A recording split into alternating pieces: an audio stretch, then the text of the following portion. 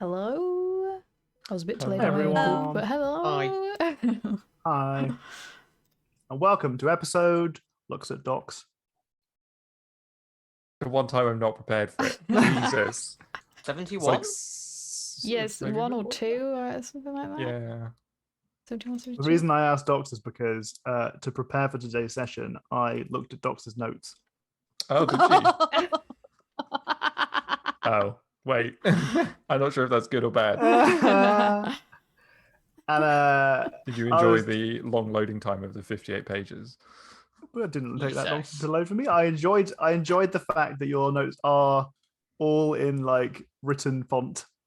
And I like that. I think you take good notes. I think you take good notes. I think that's There is a point where, like, at the beginning of my notes, they're like written out in like long form, like Yeah. semi-prose, and then it just turns into bullet points because I stopped going back and rewriting them.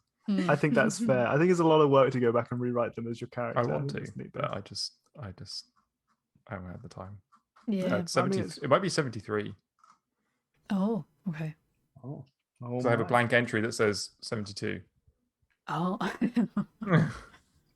What was the last thing that happened in 72 or 71? Oh no, we woke up. Yeah, no, it's 72. Okay, 72. There you go. Wait. Well, let's play some D&D. Today, I tried to plan for today's session. Didn't like any of my ideas because I'm desperately trying to fix something that happened last session that wasn't meant to happen. And then and then I came up with something, but turns out it was a very complicated endeavor that I have overworked into something vastly underprepared. So we'll see how this goes. Our prompt for today was given to us by none other than the sleepiest. The sleepiest or sleepiest underscore? They're very different people, not the same. Oh, I'm sorry. What? You're the sleepiest in my heart. Oh. Sleepiest underscore. You are unexpectedly given the ownership of a shop. What kinds of things do you sell / services do you provide? I'd like to point out that she came up with that question in a matter of seconds. I said, Jenny, you could help me by because I was desperately planning for today's session. Jenny, could you help me come up with a prompt, please? And she's like, okay, and then just did it immediately. That's what we'll be doing today. But before we do that, I'll do a brief little recap of what happened last session. I mean, more brief than my usual. Well, usually I say it's going to be a brief recap, and then I talk for ages. But this time it's going to be fairly brief. Actually brief. Not Tom brief. Oh, it means I'm not going to have much time to think about what's in my shop. Correct. When we left last, or when we started our last session, our adventurers were leaving the Ursine Court. On their path, they bumped into a bunch of corpses that had apparently been gnawed to the bone. They had in their hands a bunch of axes, and it looked like they'd been chopping some wood, which, as you might imagine, in the Feywild is not looked upon well. Regardless, they were dead, their axes still in their hands, and the trees chopped down. In the largest of the trunks of the chopped down trees, there was a little noise, a little fidgeting animal noise. Turns out it was a little bunny. Oh, cute little bunny. Flopped his little ear over. Our adventurers decided to investigate after a little while, and something seemed a little bit odd about the bunny, seeing as it mashed a sprout into its snout. Didn't seem to eat it properly.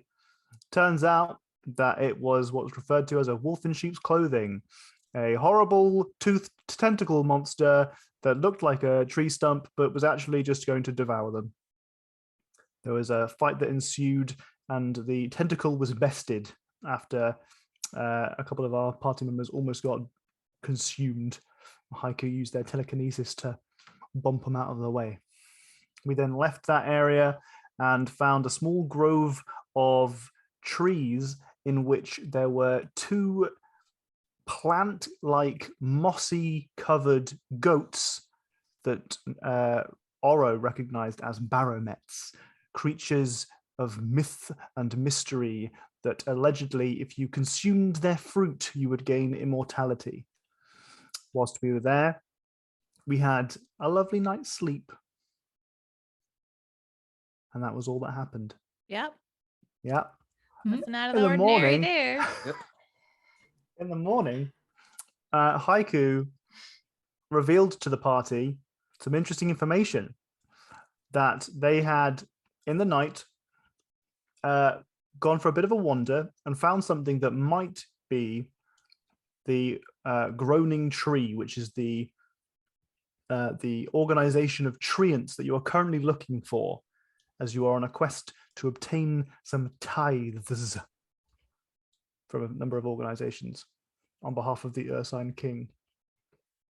That's where we left off. You guys went for a bit of a wander. You couldn't find the location that Haiku was describing, but you'd gone a couple of hours maybe in the direction that you'd come. So you'd gone back west, even though you know you need to go east. Okay. So let's do our promptios. Let's give Docs a little bit extra time, just in case Doc still needs some time. I don't know about that. Nope, I'm done. I mean, I Alright. have a boring idea already, but maybe something. Okay, well, you'll be last then, so you can come up with No, don't end on me. That's a terrible idea. All right, Oro, what would be in your shop, or what services would you provide? I've decided that Oro would have a sort of shop that's also like training grounds to like become your own version of an Oro. Like after the incident of someone copying her, she was like, okay, well, I'll teach people how to be like me, sure, but I'll also teach you how to be your own individual person who doesn't copy others. So it's like you get like a little certificate at the end of it for like becoming a better, like whatever you want to be, but just not an Oro. Does she sign off on everyone's performance name at the end? Like to make sure that they have a different name from Oro. Yeah. Like mark them all down, make sure we know everything. There's lots of records. Randall's in on the records as well. There's a registry. Contract record work. When he's feeling stressed, he can come do some paperwork for Oro. Okay. I like that a lot. Nerily, what would your shop be? It would mostly be a lot of the little goods that she'd learned to make throughout her life, like fun little soaps and like seasoning and like dried mushrooms that someone can like put in like soups and stuff and will like rehydrate later and things like that. But then also like obviously like healing services, Sure. which would probably be free. So you'd be like the village witch. Yeah. Okay. 100%. Can we have? I was just about to say, can we have some names for your locations, please? Your shop names. I'd like that very much. Adam coming up with Oro's registered orators and it also abbreviating to Oro, genius. You get a Jenny inspiration point. It means nothing, but I'm just very happy with it. I'll give Katie a little bit more time because it seems a bit unfair to do that right on the spot. We'll go round again. Haiku, what would your shop or service be? I first thought of a thrift shop, but actually that's really not very haiku, so probably just like a repair shop. Okay, You know, all right. people can bring stuff A in. thrift get it shop where you repaired. never sell any of the stuff. You can't have this. The barter is never good enough. It's a really very It's just a unsuccessful museum shop. at this point. Yeah. just taking donations of people's stuff. Yeah. But it somehow stays in business. How's that happening? That's the years of it being a 1%er as an adventurer, getting tons of money. Yeah. But no, I'd probably go for like a repair shop to fix people's things, or if they want to pay with extra and get them, buffed. Oh, buff them. Yeah, buff Give them a cheeky infuse them with your stuff, and then like a day later it doesn't work anymore. 3 customers later, it doesn't work. Okay. I'd like you to think of a name for that shop. I think that would be fun. Haiku's Hammer House. Oh, nice. Solid name. Oh, easy. Lovely. All right. Randall, what would your shop/service be? Okay, the shop would be called Everything You Need. And it would have like there'd be like a small little rack that would have like some freshly baked bread and then some kind of like basic drink and then some like jerky and stuff. And then the rest of it would just be like books, secondhand books, new books, and all that kind of stuff. Oh, And then obviously there'd also be like a little hot chocolate stand in there. Because Aw. nice. I think there would be like a weekly like either book club or like a writing club where people like come along do writing, something like that. Aw. That's just idyllic. That's lovely. Mhm. Damn. Okay, that is good. Are you going to go with Adam's name for your store, Jenny? Yeah. Yeah. Okay. Katie, have you come up with a name for Nerdy's shop? All I can think of off the top of my head is like the night sky or something like Ooh, that. Yeah, I like that. That's nice. That's Mhm. nice. That's nice. Okay. Right. Good stuff. Thank you, everybody. And thank you to Jenny for coming up with that prompt. We should put that in the spreadsheet so that if we ever do, I do have it on my whiteboard, the prompts thing to put like to group them all together. I was thinking about that this week though. I even typed out a tweet. Like, is there any interest in me doing this? Like, are there people be interested in seeing the list, or am I going to put in a bunch of work and then have 2 people look at it? So I don't know. Maybe I need to put some feelers out because Put it in would a be little bit of work and then put it out. Yeah. yeah, that's Like, true. just yeah. make a list of questions. Like, Yeah, but I have to credit the people that like contributed and make it not look shit. And I'm a bit of a perfectionist when it comes to stuff like that. So it would take more work than just copy pasting everything into one document. Anyway, right. So we start today's session. Oh, sorry. It'd be the night sky, but night would be like KNIGHT because she's helping adventures probably a lot with her healing stuff. Okay, Like that. continue. That's good. That's good. Okay. So our party has been traveling. You've woken up in the morning, feeling pretty rested. Bearing in mind you basically slept on a really wonderful kind of mattress of soft grass, and then you've had a kind of a confusing morning following Haiku back west, even though you both know it needs to be east from your original departure zone. It could have been in this. You could have walked past it. You could have walked past the groaning tree. But after a couple of hours, unfortunately, you've not really stumbled across anything. And now we're like deep into the woods, right? Like not on the path No, anymore. you were following the path back. Oh. I thought we journeyed off the path because it was a bit in, and that's why we had missed it. Was the You'd taken a few steps of like down Okay. into like I think to the south, off the path, but it wasn't difficult to find your way back. Okay. After you'd found out that whatever Haiku was describing wasn't observable to you. Gotcha. Well, should we keep going the way we know to go? I think so. Like, Yeah, can do. If it wasn't where we're supposed to go, what do you think it was that you saw? Oh, not a clue. There's definitely something out there though. I mean, clearly it's gone now. What did it look like? I know you said like a wall of trees, but Well, it's sort of like that's pretty much all it was really. I couldn't see past it. It was just like really dense. Like obviously this is fairly dense right here off the path, but it was dense.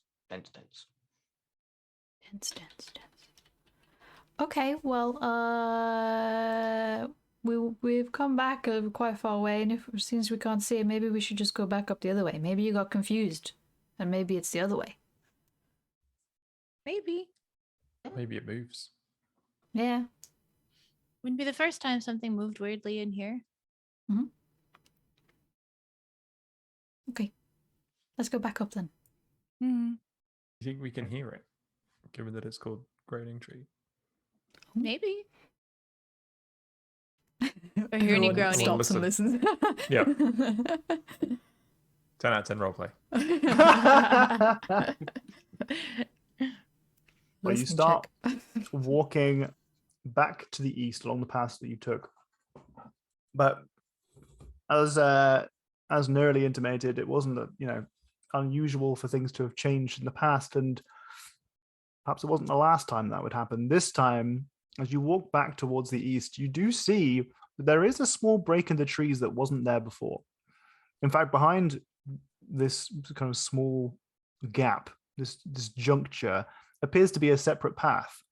It does also seem to be going to the east. It's almost as if you've come to a fork in the road. So 2 eastern roads. Yeah.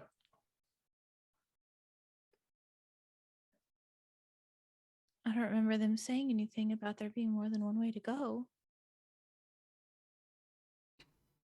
Are the trees very dense around here still? Like dense enough for Nugget couldn't go up in the air? You could definitely go up in the air, 100%. It would not be it's not convenient flying, and the trees are still extremely tall, so it would take a while to get to break out of the boughs. How long is a while? Years. A couple of minutes. Yes. Oro goes, okay, well, me and Nugget will fly up and see if we notice anything that's different on either path. Mm-hmm. Okay. Okay. Be right back. Okay. Fly up. You flap on up there. Despite not having, you've traveled a day at most away from the Ursine Court, around which you saw, almost endless meadows.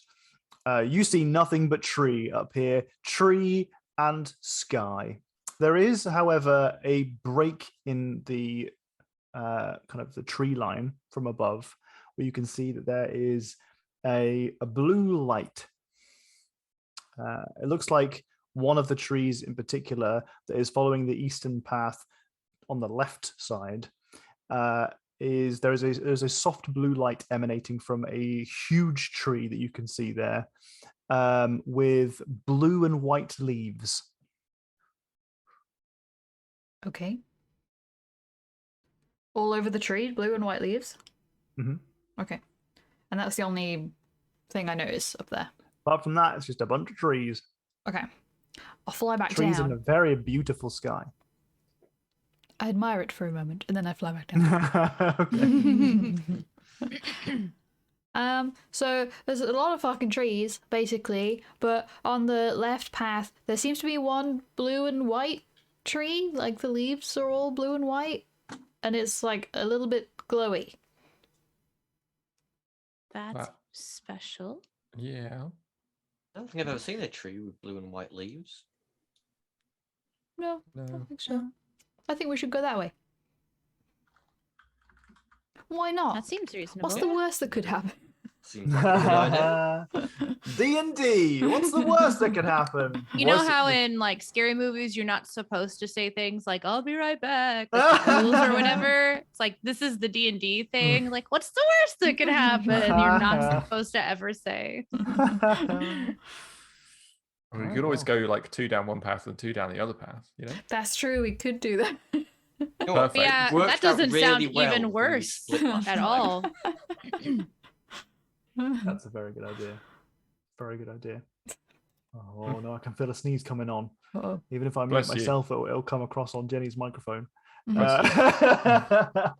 True. I've just realized that I left my drink in the other room and my voice is getting scratchy, so I'm gonna Go be get right it. back. But Yeah, Go get it. just a second. That's fine. I also take my jumper off as well.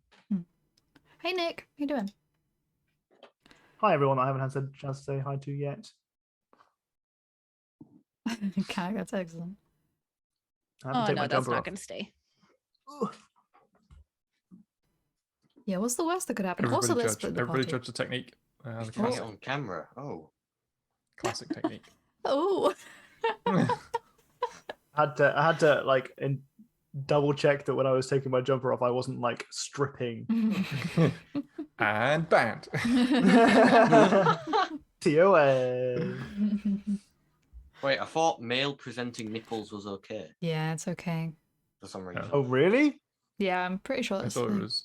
But I thought- thought there was a rule against like taking clothes off during stream. Yeah. You had to start like that, maybe. I think it's like You have to end the stream.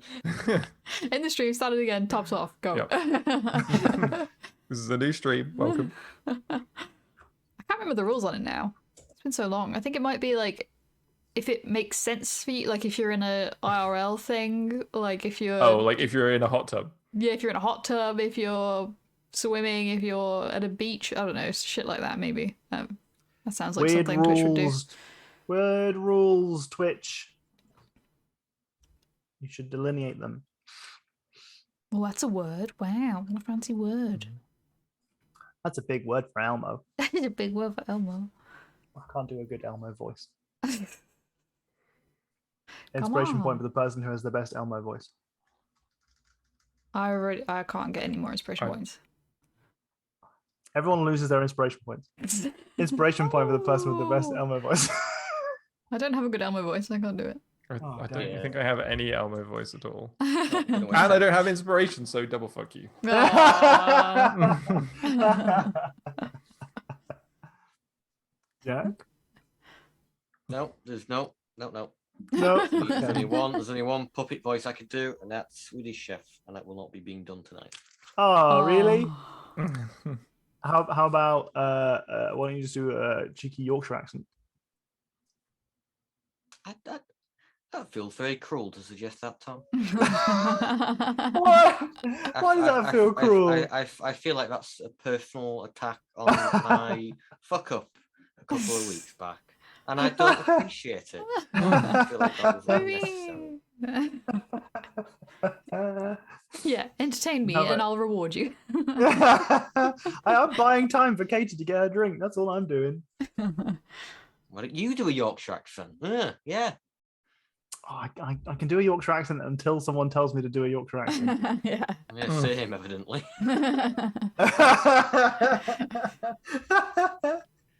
So you do a Yorkshire accent literally 24/7, so it's a little bit different. A little bit.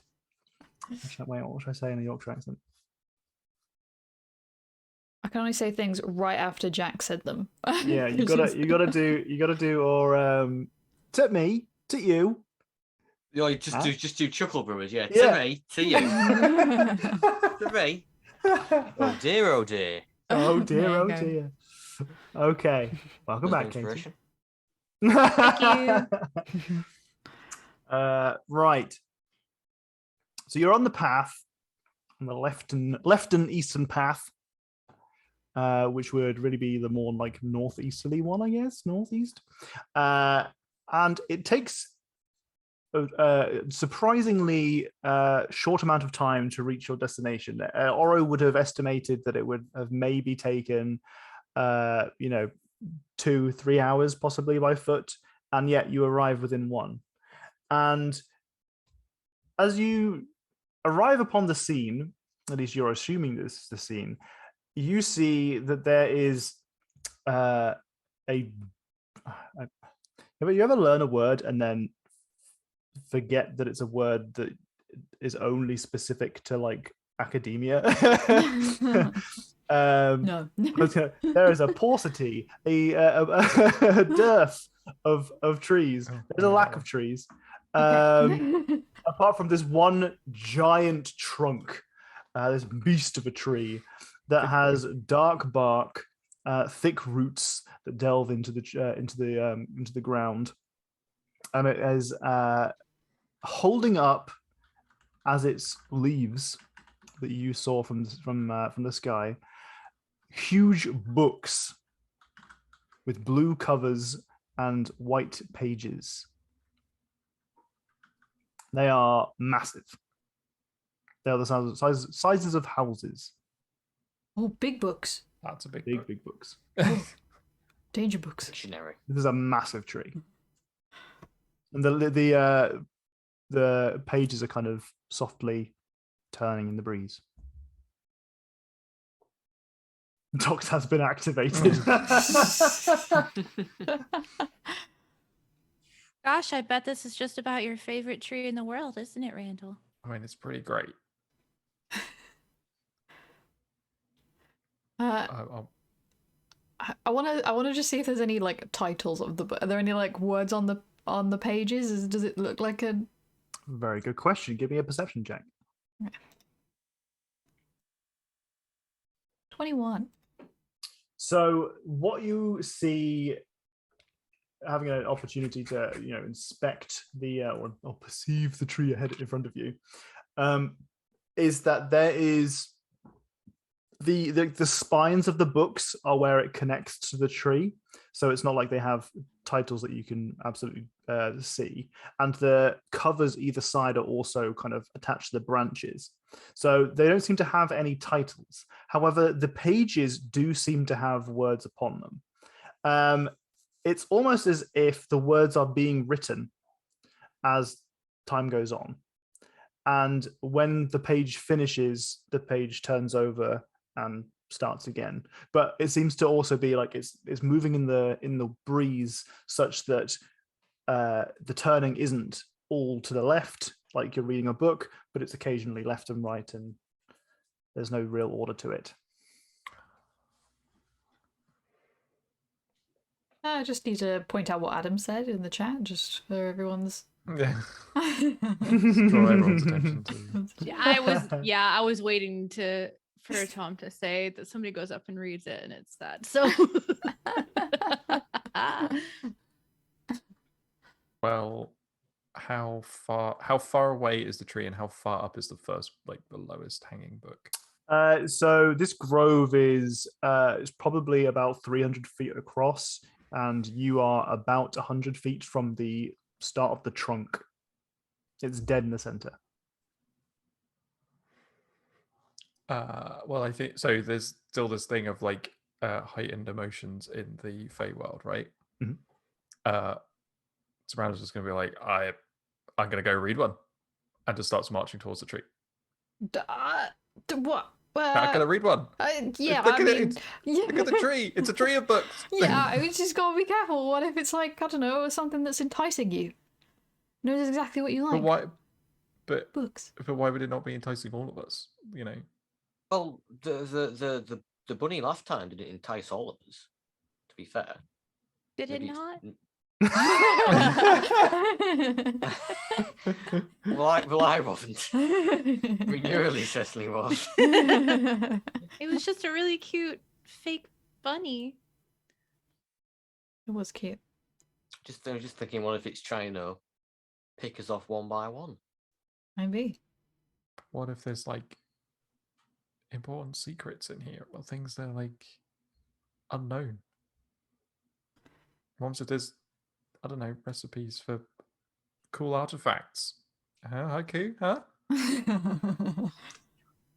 He knows my one weakness. What if there's a cool dagger juggling trick? Oh, yeah. Mm. Oh, okay. Let's go and have a look at the tree. Let's look. Or something to do with the moon. I already Moon thought the things. tree was interesting.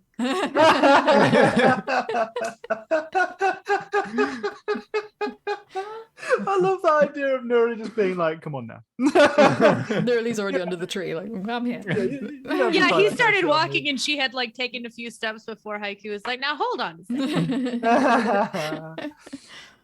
I mean, it seems like I don't know, a tree of knowledge or something, right? As someone who recently had a book of knowledge, careful. Oh, yeah, that's Look, true. we might be stuck here for a long time while I'm reading. Oh no, I can't handle that again. 30 days. Maybe the words are proportional to the books, so you'll be able to read them from the ground if we get closer. Maybe. I'll try that first. Okay. The problem is, Go ahead. no, it's fine. Well, you start to get a little bit encroacher. I was going to say encroach upon. I do that a lot. I'm breaking these words apart. ADHD. You get closer to the tree, and its huge roots are kind of there are maybe 30 foot of just roots at the bottom of the tree that kind of overlay the surface before they penetrate the ground. And then the trunk of the tree is, I mean, at least 200 feet tall. It's gargantuan. And that's before it starts to branch off into these books that are rested upon actual branches and kind of pierce the sky almost. From down here, these colossal pages, as they twist and turn, occasionally they are like some of the books are like face down, so you can see the pages being filled from underneath. Some of them are face up, so you can't even see that there are pages moving at all. But you can give me a perception check to see how well you can see the pages. I get advantage because I need to see. As long as they're not more than 120 feet away, then we've got a problem. Yeah. Yeah. Okay, so we've got a problem. So you wouldn't have seen the tree at all. Well, No, but as soon as someone said it had books on it. Yeah, you would have run over described there. it to you. Yeah. and you said we were 100 feet away from the trunk, so Yeah, the trunk is, you can see the trunk just fine. Would you like one of us to read for you, Randall? No, it's okay. I'll walk up the trunk. Casual as you like. Oh, I forgot he could do that. So did I. Get your slippers out. Get your slippers out and just walk up the trunk. Yep. Yep. I've always got my slippers on. Yeah. Just literally like 90 degrees. Are you like? Can you describe this to us? Oh, what? How Randall walks up the side of the tree? It's like super nonchalant. He just walks up to the edge of the tree, and then it looks like he's like right up against it, and then the next step is like there, and then it just like does that, and then literally goes up like this. Wow. Has anyone else seen you do this yet? I don't know. I have done it before. When did you do it last? I ran up the golem. Oh, you did run up the golem. oh, that's Right. right, that's right. Yes. Yeah. So, Okay. yeah, I think all so. right. That's a bit different, though, to just casually walking up the side of a tree. Surely this is safer. True. But we knew Yeah. about the boots that Haiku gave to Yeah. you, so Mm-hmm. I think it is kind of one of those moments where it's like, oh yeah. Yeah, it's not so much. He's doing something we didn't know about again. He's picked up some kind of skill we had no clue about. It's just it was cool because it's the first time you've seen him do it. Like Casually. without it being casually. Yeah. Mm-hmm. So you have a bit of a stroll up the tree. What are the rest of you guys doing?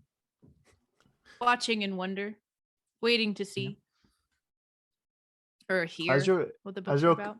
I mean, you're kind of just observing the scene, and as this tree has no other kind of life around it apart from just the grass and the ground, you can see that there is a break in the tree line as you reach the sky. So here you can see the stars, and you can see the very low kind of wispy clouds that kind of just about smother the sky. Not smother the sky, but like cover the stars. And it's just this perpetual kind of dawn at the moment, and it's beautiful. So it's very enchanting. This scene with this huge gargantuan book tree, and you can just kind of hear gentle chirping of birds and the clunking of not even the clunking, the gentle footsteps of Randall slurping his way up the tree. You had to Well, go they're and like they're ruin it. spider shoes, right? So they're like webby and like Sure. that's how they work, surely. Okay.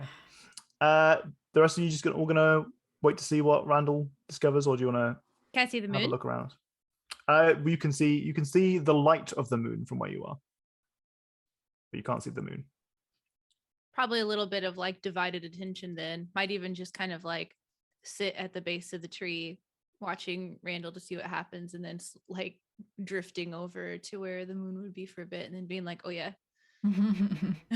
Sure. Randall will never see the stars again as long as he's attuned to this blindfold. How Or sad. a sunrise or sunset or anything in the distance. Oh my goodness. Oh. Oh, why'd you have to go and say that? How about Oro? What's Oro doing? I want me and Nugget to be flying in the middle, in between them both. So the people on the ground, and then Randall at the top to just be flying in the middle. Aura's got trust issues and doesn't trust the Feywild, so middle ground. Understandably. Did you say what Haiku was doing? I've just zoned out and forgot. No, I was just sort of watching Randall Watching the sort of scene unfold. amble up, prepping a levitation spell in case something goes wrong. Sure. Well, you climb up this huge trunk. It takes you a fair while, but once you do reach one of the books, again, it's a chunky tome, but it doesn't seem like, though it seems to be animated, it doesn't seem to necessarily immediately take any kind of offense at your presence. It just kind of seems to still slowly drift from page to page. As you climb up onto the branch next to one of these giant books, you can see that the cover of it looks precisely like a well-made book. Like it's been put together. It looks like it might be made out of, why did I start this sentence? What the hell are book covers made out of? Wood? Paper, sure, okay. Leather. Oh, it's a hardback, but I didn't want to say leather because it seemed that wouldn't really be appropriate. Yeah, cardboard. They're usually It's a green cloth. screen Cardboard. Cloth. Okay. Where's Evan? I mean, it's a tree. Maybe it's the gonna be- cover- Yeah, I was are made literally out of- thinking, where's Evan? Where's Mr. Bookbinder over here? Yeah. Regardless, I mean, it looks just like any other hardback tome that you've seen. The pages, however, are colossal, and you can definitely see that they're made out of kind of a paper that is probably thicker than any other page you've ever seen, but in proportion to the book itself. The words are indeed writing themselves as if in, quilled ink across the page as it's turning, but they are huge pages. So as it kind of, you see it as a page moves up. And it's not like all of the other pages are flat and they are moving. Like each of the pages are kind of lofted as if it was maybe a kind of butterfly that had landed on the tree itself.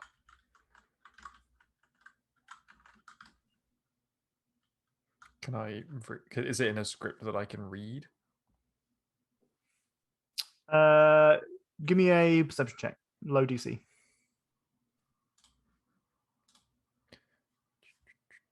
Thank you, Grace, I for think it's all the D6 to Randall in case the books decide to eat him. Thank you. Oh man, that's not a good. Maybe I'll not a let good the roll. books take me. No. So you are having a look at these. So basically, you are sideways on right now. This particular book that you've ambled up to is, you're looking at the side of it, and it's kind of facing away from you.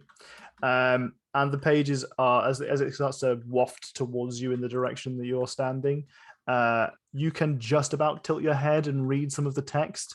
It looks as if every other word is written in a different script. Excellent.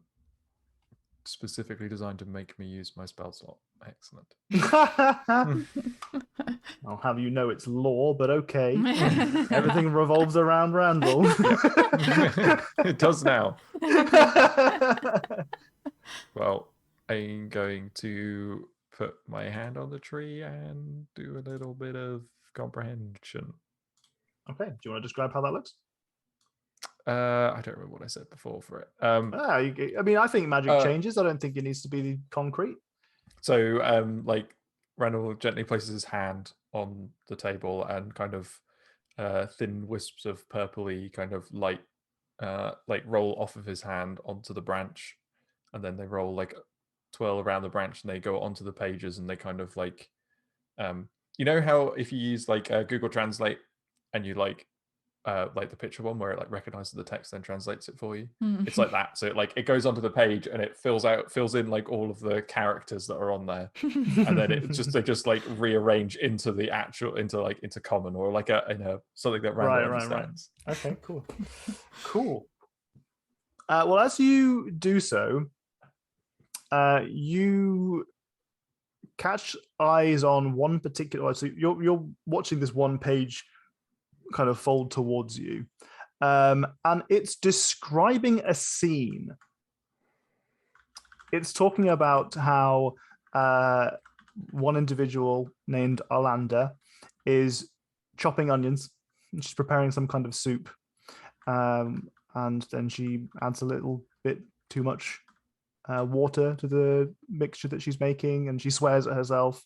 And then she adds a couple more extra onions, and then she goes and she tries to find her favorite spoon, because the spoon that she's using at the moment is not doing the trick, and she blames it on that. But also she seems to mutter under her breath about how she just got up on the wrong side of bed that morning. And then Nathaniel comes into the room and says something under his breath about how the soup wasn't going to be perfect for this evening, even though it's his birthday. And they start having a conversation that's very aggressive. It ends with them kind of having this very terse exchange where Nathaniel decides, actually, you know what? He's going out for dinner tonight. And that's the entirety of the page.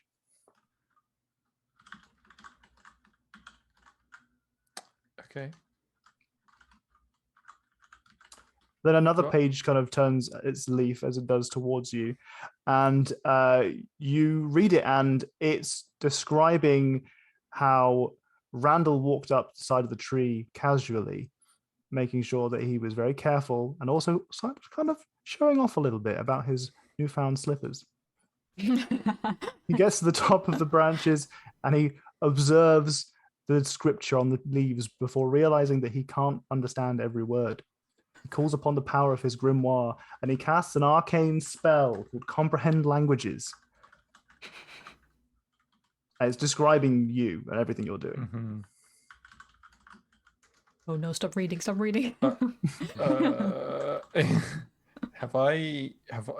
this something I would know about? Have I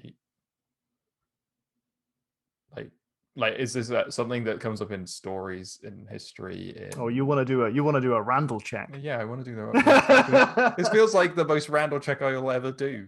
True. You can do a Randall check. Do a history check. With DC advantage? is very high. With advantage? Sure. Oh, Very high, like 30. 13's very high. No, you've not heard of anything like this before. The page describing you folds over, and then the wind blows it in a different direction, and it seems to be describing someone else. Randall's not going to stop reading. Every page that kind of drifts in and out of your vision as you're reading with your neck crooked is describing a completely different person. They're all describing exactly what happens as it happens to someone somewhere with exact precision. I think Randall's just absolutely like fascinated. I wonder if Katie knows that she's muted. I don't remember doing that. I think it's because I was chewing. Neurally yells up, "What does it say, Randall?" It says everything that's happening. Like it said, I walked up the tree. I haven't seen anything about any of you yet, but it said about walking up the tree. Oh, maybe it's if you do something cool. I mean, I did do something cool, so maybe. But then the other one was about like onions or something. I don't know. Oh. Seemed pretty boring. One's person cool might be different to another person's. You don't need to judge. I mean, failing to make a soup with onions doesn't sound that cool, but Do all the books say the same thing? I've only looked at this one. I'm gonna go look at a different one. Way over another branches. Easily enough, you saunter on along the branches to another book. You find a smaller one this time. It's probably more about the size of a car than a house, and you see that its pages are turning. It has these like very wide but not very tall leaves that take a really long time to fold over, and they do so in a really kind of agonizingly slowly way. And as they turn over, you start to read it, and it does seem to be, this one looks a bit more like a dictionary. As you're reading it, it seems to be describing things. It has definitions that are read out alongside them.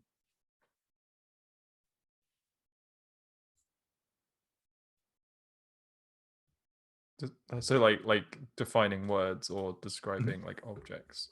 Yep. Yeah, this one's different. Actually, I think this is kind of a cool idea, and I'd like to get the chat involved.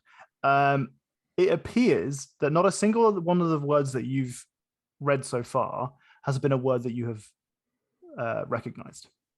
They've all been describing from what. Can you give me a low DC insight check? How low? How low are we talking? How low can you go? Now I get the big numbers. You think that these might be words that are being invented as they are being invented. And I would like to give the opportunity for our chat to come up with a word that is the word that you read. Or maybe several words if we get a couple of people coming up with stuff. You guys can come up with words too. Yep. Words that are in this book. Appendix. Completely made up words that do not exist and describe something completely brand new are unfolding in front of you. Players, please feel free to also try and come up with some fancy words. Oh yeah, doing it. Fancy words. So I can't just turn to the Dictionary of Obscure Sorrows and start reading. Okay. Schmooply, a dance that only cool people can do. That's a good one. I like that. Yeah. You better be adding this to your book, Randall. Oh, I will be. A faroof, onomatopoeia for the sound of heavy fabric falling on wood. Ooh. Ooh, that's good. Buddyism, the look a dog gives their owner when they're deeply disappointed in something. These are excellent. Canuck, what do you think groat cluster means? Wait, I've heard that one before. Groat. Whifflow, the fold of your outer ear. Oh, Ooh. I like it. I like that. That's good. Well, any further submissions, please feel free to keep giving us words throughout the rest of the stream. We'll be going into Randall's book of words that you have been reading from this particular tome. Thank you very much, everyone that took part. You're welcome.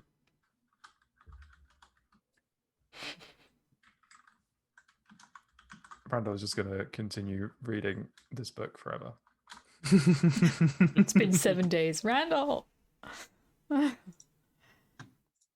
make me come up there. You don't have the boots. I have wings. Grumble, grumble, grumble. She has wings. Haiku has levitate. Everyone can get up here easily. Yeah. Oro has nugget. Or just a telekinetic shove, just pull him down. I'm gonna have to try and pronounce. Was that Pelosic? Relating to the famous elven philosopher Pelosis. Oh, I like that. Nice. I like that. The book didn't truly eat him, but the knowledge inside did. Can the rest of you at the base of the tree give me a perception check, please?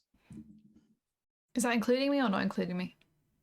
Not including you. Did you say not? Sorry. Yeah. Okay. I don't have good perception. Oh, plus 10 on that perception. We still only got a 12. Oh, actually, I do have good perception. Oh my goodness. These rolls today. Oh my god. Oh my god. We're not very percept. Not very almost- percept. I rolled a 2. I Same. was like, oh, plus 6 isn't bad. And then instantly regret thinking that. Wakarunk, obscure orcish term, possibly relating to the sound of a head getting smashed in. Oh, I like that. I like that. All right. Okay. Lovely. Oh man. I hate that. Nutty mixed with honey and wild berries. Oh. Oh. Yeah, Percept suddenly appears in the book. Oh, Grace is so funny.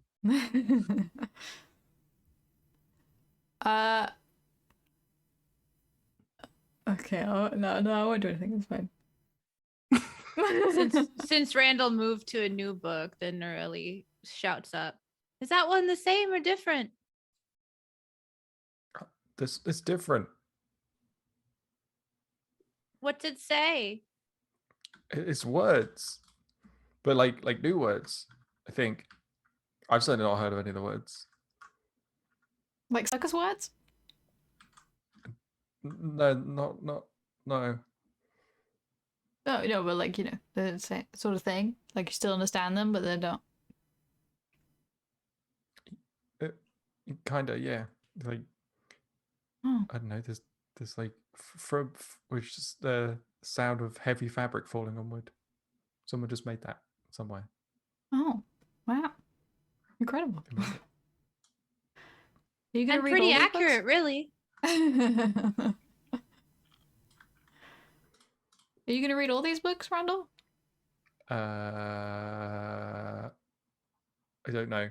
How many books Probably. are there in like There that I There can are- guesstimate?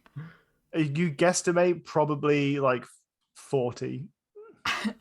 Okay, Oris is in a more worried tone. Are you gonna read all of these books? Well, I want to look at lots of them. Yeah, but this one's really interesting. Okay.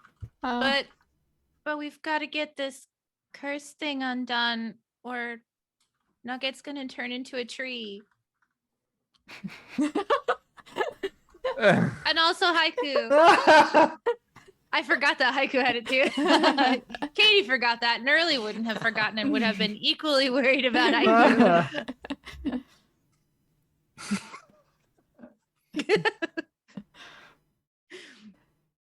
I assume I can't read these books if Aru tries to have a quick read of them. Yeah, you maybe get a word here and there, but the scripts are they're very rarely the same language for more than 1 or 2 words a page. Okay. All right, I just have a look at this one. This one over here. Okay. I walk over to another one. The next tome that you start to leaf through Love. is it's kind of it's hard to get an idea of what the narrative here is, and it seems to be just a stream of consciousness. It's just words that don't have any punctuation, ongoing forever, and it reads like the first page that you see as it's kind of slowly coming towards you and it's about to close reads, fuck, I've just had such a hard day. This was just another really difficult day. I don't know what I'm doing wrong. How can I make this right? How can I stop doing the things that I'm doing? Every different day is more shit. No, we've talked about this. We just have to be better. We just have to look at ourselves with more kindness. That's all we need to do. We need to focus on controlling the things that we say to ourselves, because it's important that we treat ourselves the same way that we would treat other people that we care about. And the page kind of closes. And then another page kind of another page comes back, and can you roll me an insight check? Yeah. Do you wanna give me the prompt so that I can like get the opposite of it? Yeah. You deduce that this book is it seems to be reading people's inner monologues as they happen. That's awkward. One of the pages is just, okay, can someone in the party please volunteer their inner monologue? I was wondering if you were gonna ask that. I was asking for a volunteer. I'm not going to volunteer someone without their permission. I feel like this is exactly the sort of thing that would end up starting to like portray Nerly's thoughts, I feel like. Sure. And it would just literally be like, I hope they don't turn into trees soon. I don't know if there's any way that we'd be able to turn them back from trees. Randall's been up there a long time. I wish I could see the moon right now. I feel really lost in this place without being able to see the moon and stuff like that. And just like, oh, this grass is really soft. There'd probably be some sort of like, I wonder if, do we have any like somebody told us that time passes differently here, right? Yeah, well, yes, Yeah. So there's probably a line in there about like, and I wonder if when we leave here, many years will have passed, or if we'll go back, in the right amount of time. And like I feel like her brain is just kind of full of a lot of like worries that she has over and over again, like kind of mulling over those different things. Randall, upon reading this, what do you do? I think it takes a little while for him to catch on that he's reading something about him until it's like Randall. He's like, oh, and just like stops that book and just quickly goes to like the next one. Right. Okay. Like, okay. no, this one's no good. It's just word translations. Inside joke. The next book you go to is word translations. It's Oh no. As you start to ponder how long you've been here now, we'll say that your party has been fairly patient with you at this point, as you've just kind of been excitedly running around the tree branches, kind of looking for more whatever, anything really. You feel your grimoire at your hip become heavy. Heavy in a way that it seems to suggest that it's pulling you down.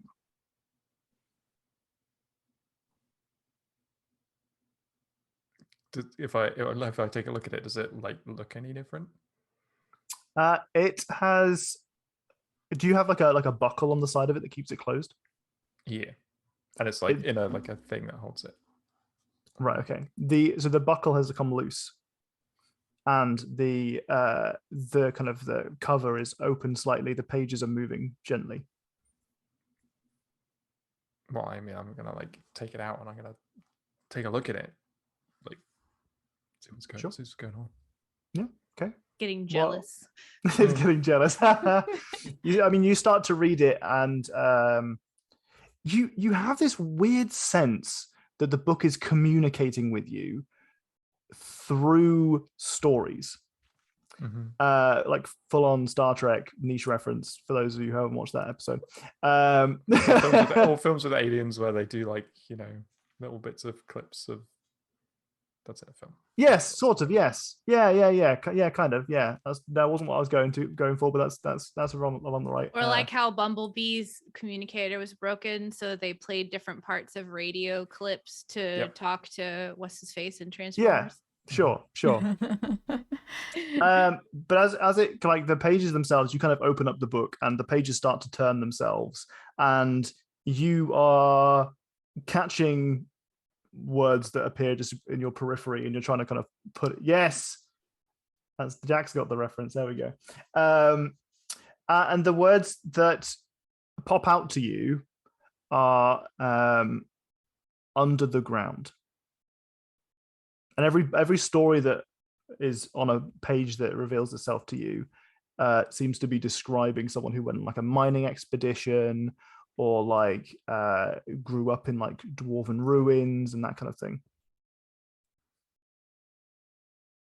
Oh. And it says, "Take me under the ground." Oh, I look at the ground. Is there any like? Can I see from like? You cannot see the ground from where you are. I can't. You are Oh, far okay. too high. Yep. Got that. I will move down the tree very glumly, semi-glumly, maybe curiously, but also kind of like deflated, like, oh man, there's so many more books I could have read.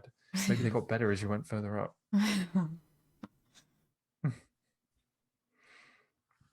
is getting jealous, so it's trying to strip tease Randall. The me buckle wasn't attention. his buckle; it was the buckle around the bull. Yeah. Dang. Randall doesn't have a buckle. Oh. Ooh. Got those stretchy pants.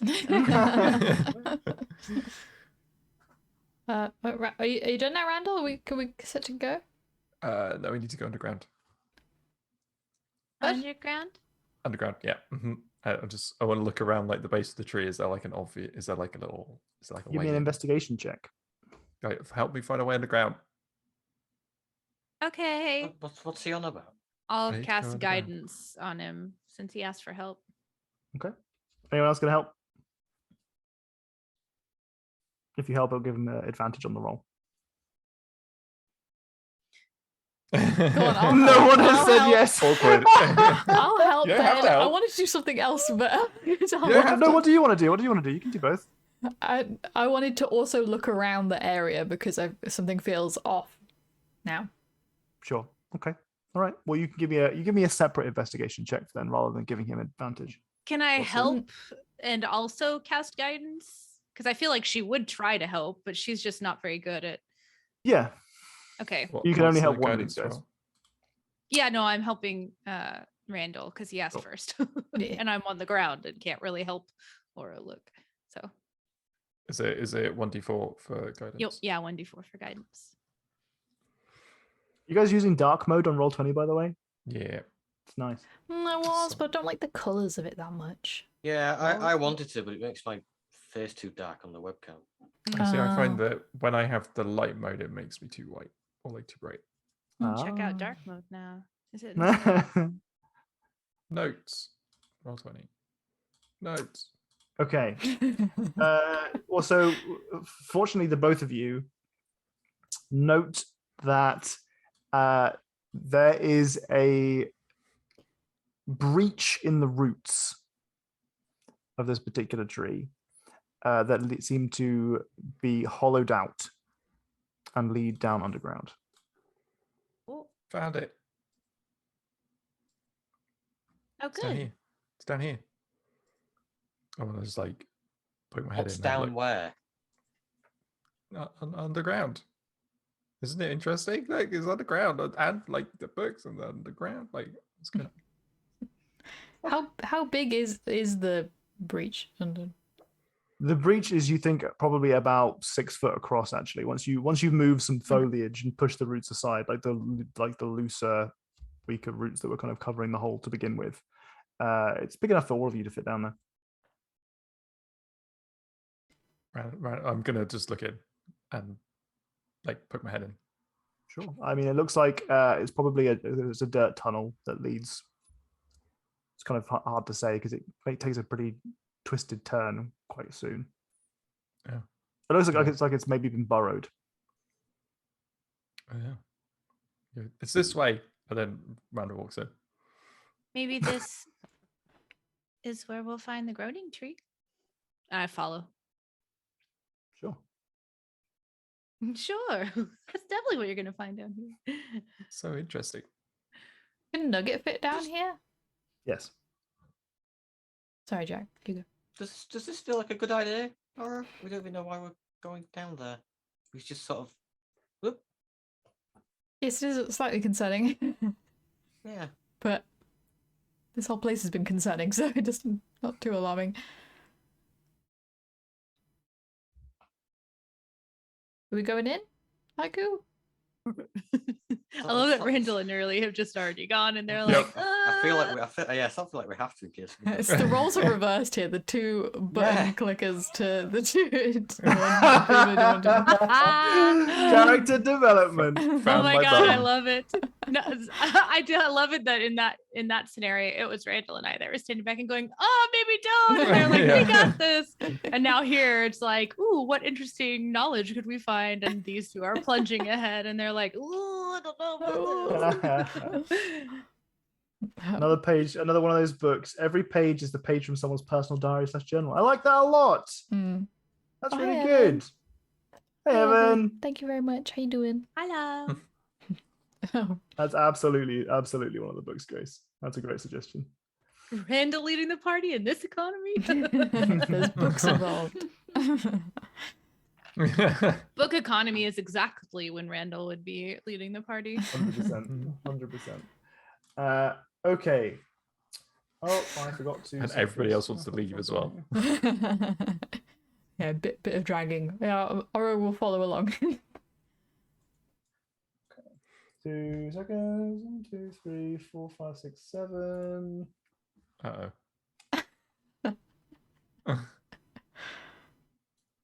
He's trying to figure out how many d12 of damage he has to roll. Right? 5, 6, 7. Tunnel collapses. They were never seen again. Well, underground. Book's happy. I'm happy. On the upside, if you turn into a tree down here, you'd end up growing up and through the tree, and then you'd become a tree of knowledge too. Whoa, that's something, huh? Yeah. Huh? That's Nerly something. doesn't say that. Katie said that. Okay. So as you descend, you follow twist and turning kind of tunnels that appear to have been burrowed by some creature, perhaps. But it doesn't look like the burrowed tunnel has been seen much use. Doesn't look like anyone's kind of been there recently. It's certainly not something that's currently occupied by any large animal that you should be concerned about. At least that's the thoughts that Oro immediately has as she's descending into it. As the party ranger, she thinks to herself, "This is probably fine. This is probably not someone's den right now." But soon enough, you find yourselves in a cave that is almost beyond describing. It is vast, and it is filled with stars. You step out. We're definitely never leaving this place now.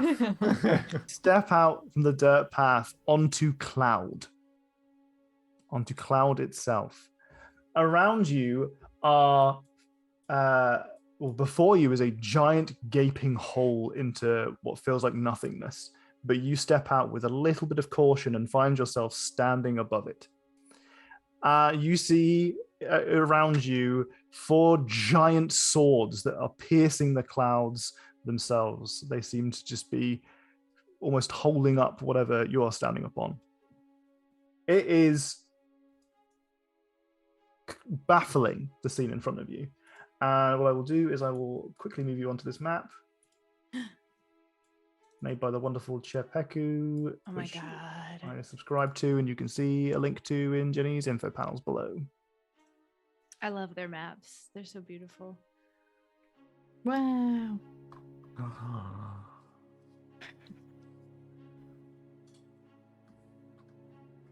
Swirling around you and below you into the depths are just beautiful, deep clouds.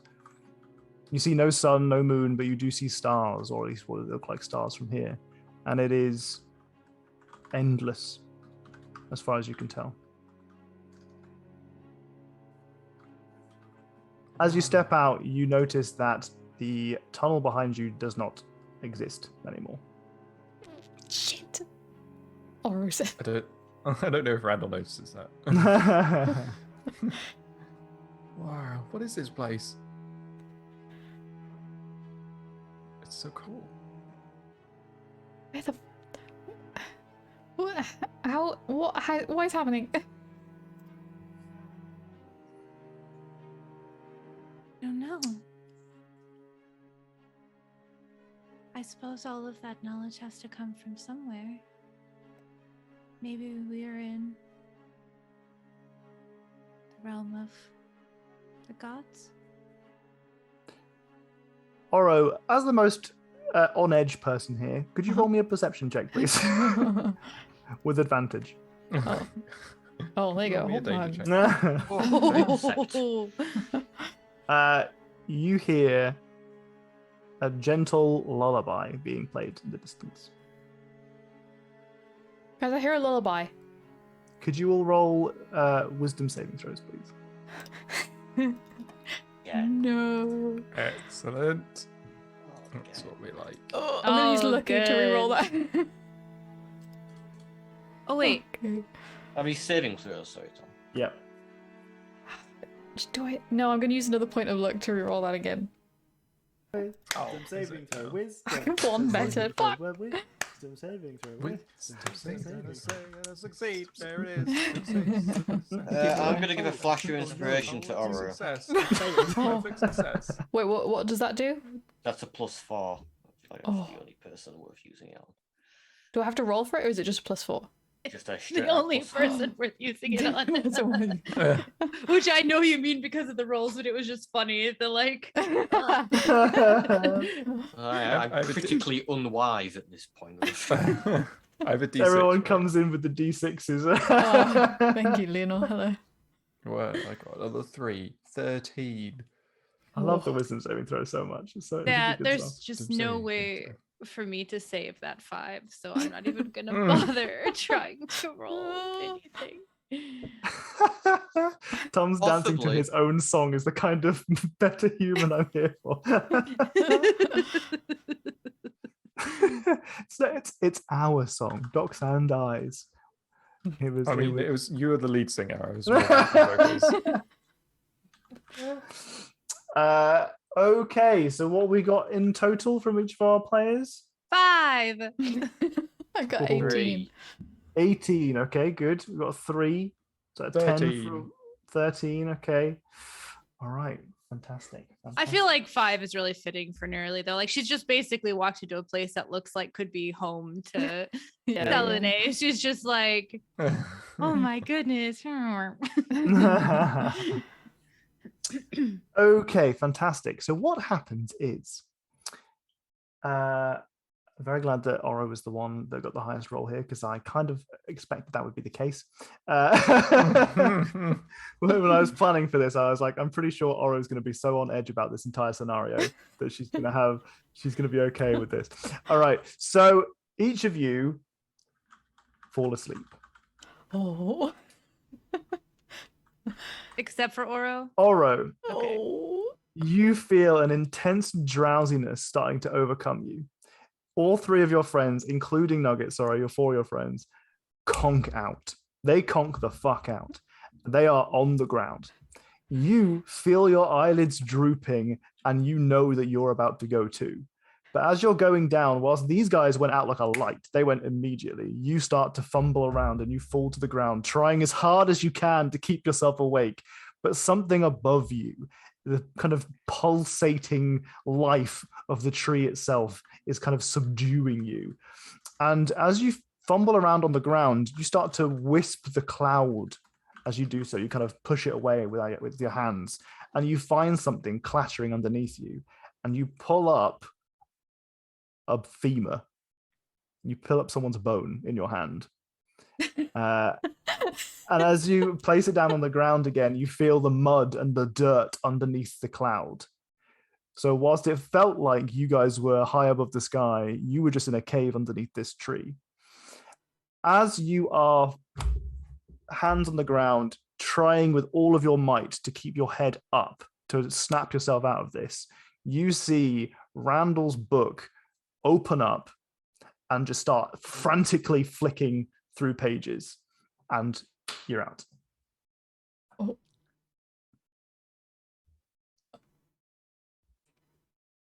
Okay. What a Jump great into some campaign, conclusions. everyone! Is that bio break time? Yeah, we can buy a break now. That's a good time. Love it. Okay, see you in a second. Okay. Oh my god. You're definitely Bio right break about... time. If you're new here, our bio breaks take as long as it needs for us to do a poop or a pee or a drink or a stretch or whatever, which means that our breaks aren't usually very long. Feel free to hang out, get yourself a drink, stretch yourselves. We'll be back shortly. I'm glad that Tom knew I was going to be the one on edge there, because I was on edge.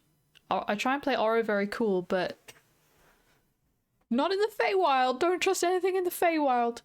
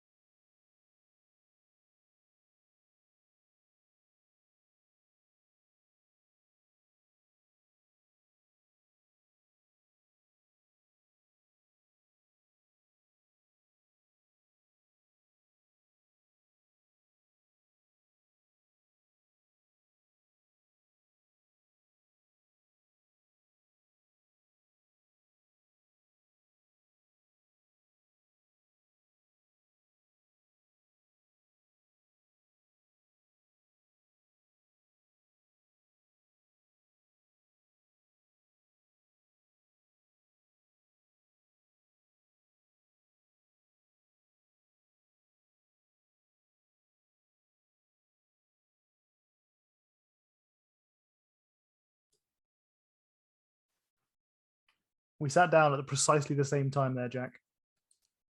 Yeah, but they can't see you, so it doesn't count.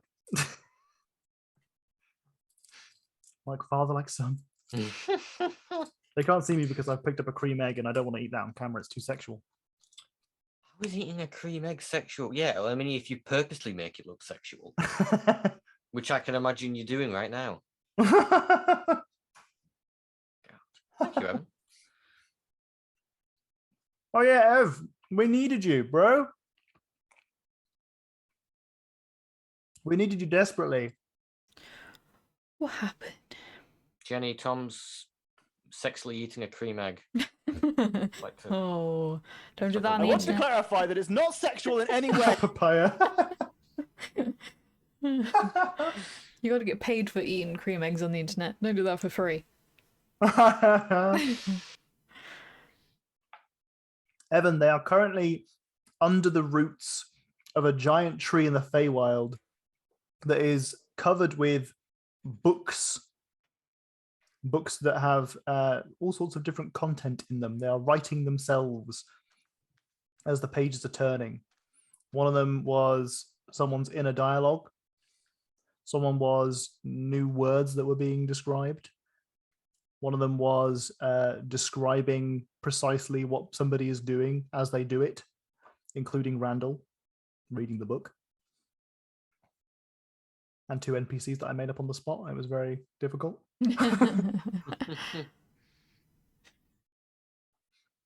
I, for one, am shocked that blindly running into a hole ended up bad. Who'd have thunk it? Welcome to the Feywild. Welcome to the Feywild. Randall was We got holes in trees. That's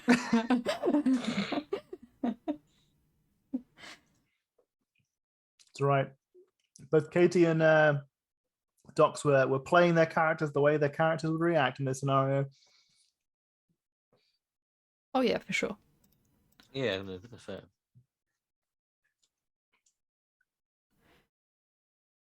The PP. Pro our peers. Oh, we all acted appropriately. Mm-hmm. Or it's very Yes. much gone mother Pro. mode. Pro, yeah. Looks at Lassie.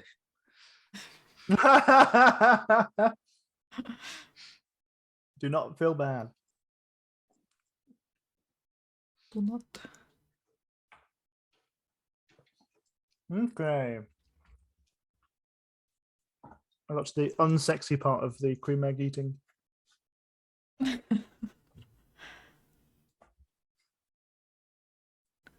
Do I have the be right back thing on this one? Nope.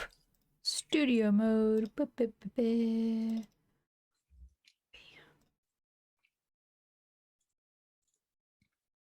Welcome to the Feywild. Welcome to the Feywild. Now I want to hear a parody of that.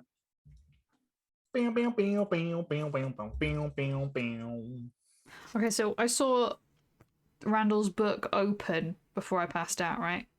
Yep. And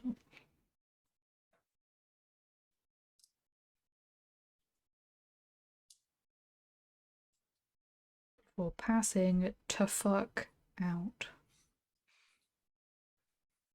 I'm just worried where they are going to wake up. Happy to have you here, Leonore. Yeah, I'm worried too. I'm deeply concerned about it. Welcome back. It'll be fine. Book's got it. Book Book wouldn't have sent me to my death. Book Nope. cares for Randall. Oh, Book likes Randall. Welcome Yeah, back, but Nick. Does the book care for any of us? Oh no. Probably not. Oh, you were meant to comfort us and go, oh yeah, of course it would. No, you see, the thing is, Randall wants to feel special, so Fair enough.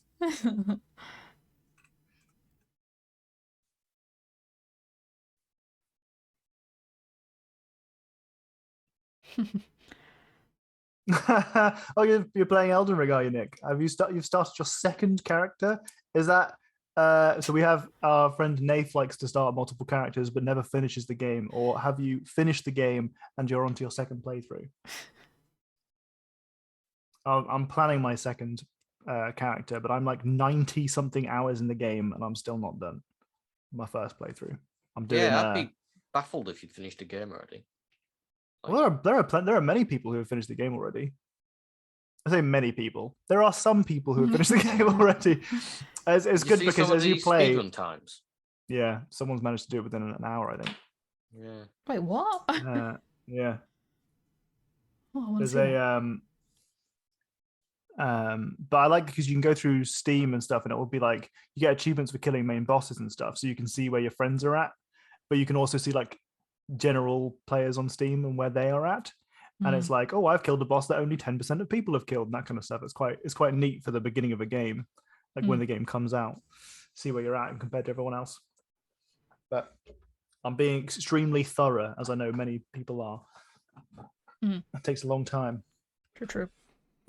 Okay.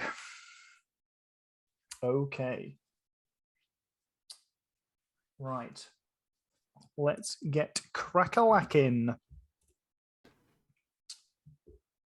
I never say no to side quest 7. Are you kidding me? Say no to side quests? Get out of here. Read the room. Wow. I have never played an Elder Scrolls game without finishing almost every side quest I could find before even beginning to set down the main quest, unless I absolutely had to. So Yeah, I only ever do main quests if I'm like a level or two ahead of them, and I know that they won't be fun because I'm too over leveled. So then I do them when it's, I'm a little bit over leveled, but not too over leveled. Right. So we are going to begin with. Who do we begin with? Who would be the most fun to begin with? We're going to start with Neurali. I kind of thought that'd be the case. Yes. Okay. Right. You are here. You wake up and you're already awake. And by that I mean you don't wake up in a bed. You wake up sat upright in a chair. For a second, you kind of bat your eyes around. Kind of lost yourself for a second there, but you're back to the business that you were conducting previously. You are Neurali. You are the head priestess of Ogma at the monastery of Liber Amans. And you've just been going about your day. You've got a couple things on your agenda. You're currently sat in what you've kind of taken to be your office. Technically, the higher-ups at the monastery don't really have offices. In fact, you even share your bedroom with someone else. But in this particular instance, you've kind of taken one of the work rooms, and no one really disturbs you. As the head priestess, you kind of have a little bit of sway, and for the most part, people don't get in your way. Today, you've got a couple of different things that you need to get done. You have to run the introductory sermon on Ogma's blessings for the new inductees. But you've also got a conscript, or one of the monks, one of the tutees, one of your personal tutors that you need to pursue because they've been slacking a bit. As the head priestess, you have a couple of things that are your responsibilities, including largely it's the tutelage of the monks, especially the newer monks in Ogma and how great he is. That's also religious practices that are involved in praising Ogma, the kind of things that you should be doing every day in the morning as you wake, and that's kind of your role. But additionally, as monks progress through their time here, they tend to take on research projects, and for them they often start off with small little ones that allow them to kind of progress.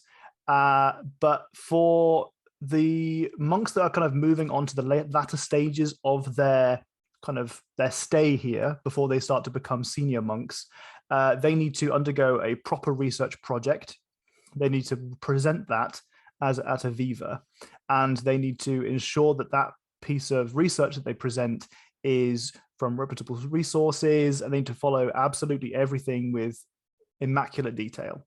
I'm the dean, not the high priestess. I'm the dean. Well, you've got a lot of different roles, I know, roles that become your position.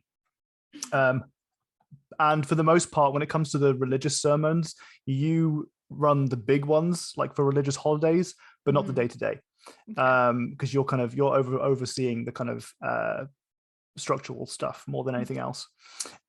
So this particular 2T of yours, who has been slacking a little bit, is named Randall Dundragon. He has been, as far as you're aware, he's been religiously studying, but every time you've spoken to him, he's had some kind of trouble showing you the resources that he's been using. Like the sources that he's been claiming just don't seem to ever come about. He'll be like, oh, I found this really excellent book, I want to show it to you later, and then he just never shows up. So today you have those two things to achieve. You need to deliver the sermon, and you need to chase up your student because he has a presentation today, but it's like a mock presentation. Okay. So at the moment you're sat in your, impromptu office, around you are, you have a fireplace in the room, a long lounging chair, but you're currently sat at a kind of a table with some notes and stuff on it. You are in the library, and I will reveal to you just how colossal this library is.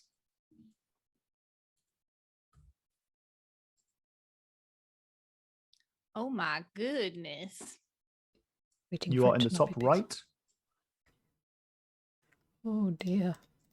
Oh dear. What a cozy little office I have taken here. Yeah, like I said, you don't really have an office as such. Yeah, Ogma is learning. I like knowledge. Ogma is the god of knowledge. Yes. Knowledge. Yeah. Okay. And today you are a high priestess of Ogma, but today maybe your head is just a little bit fuzzy on the details. And you're not even fully certain what you're going to be talking about today in the sermon. You can roll me a give me a investigation check.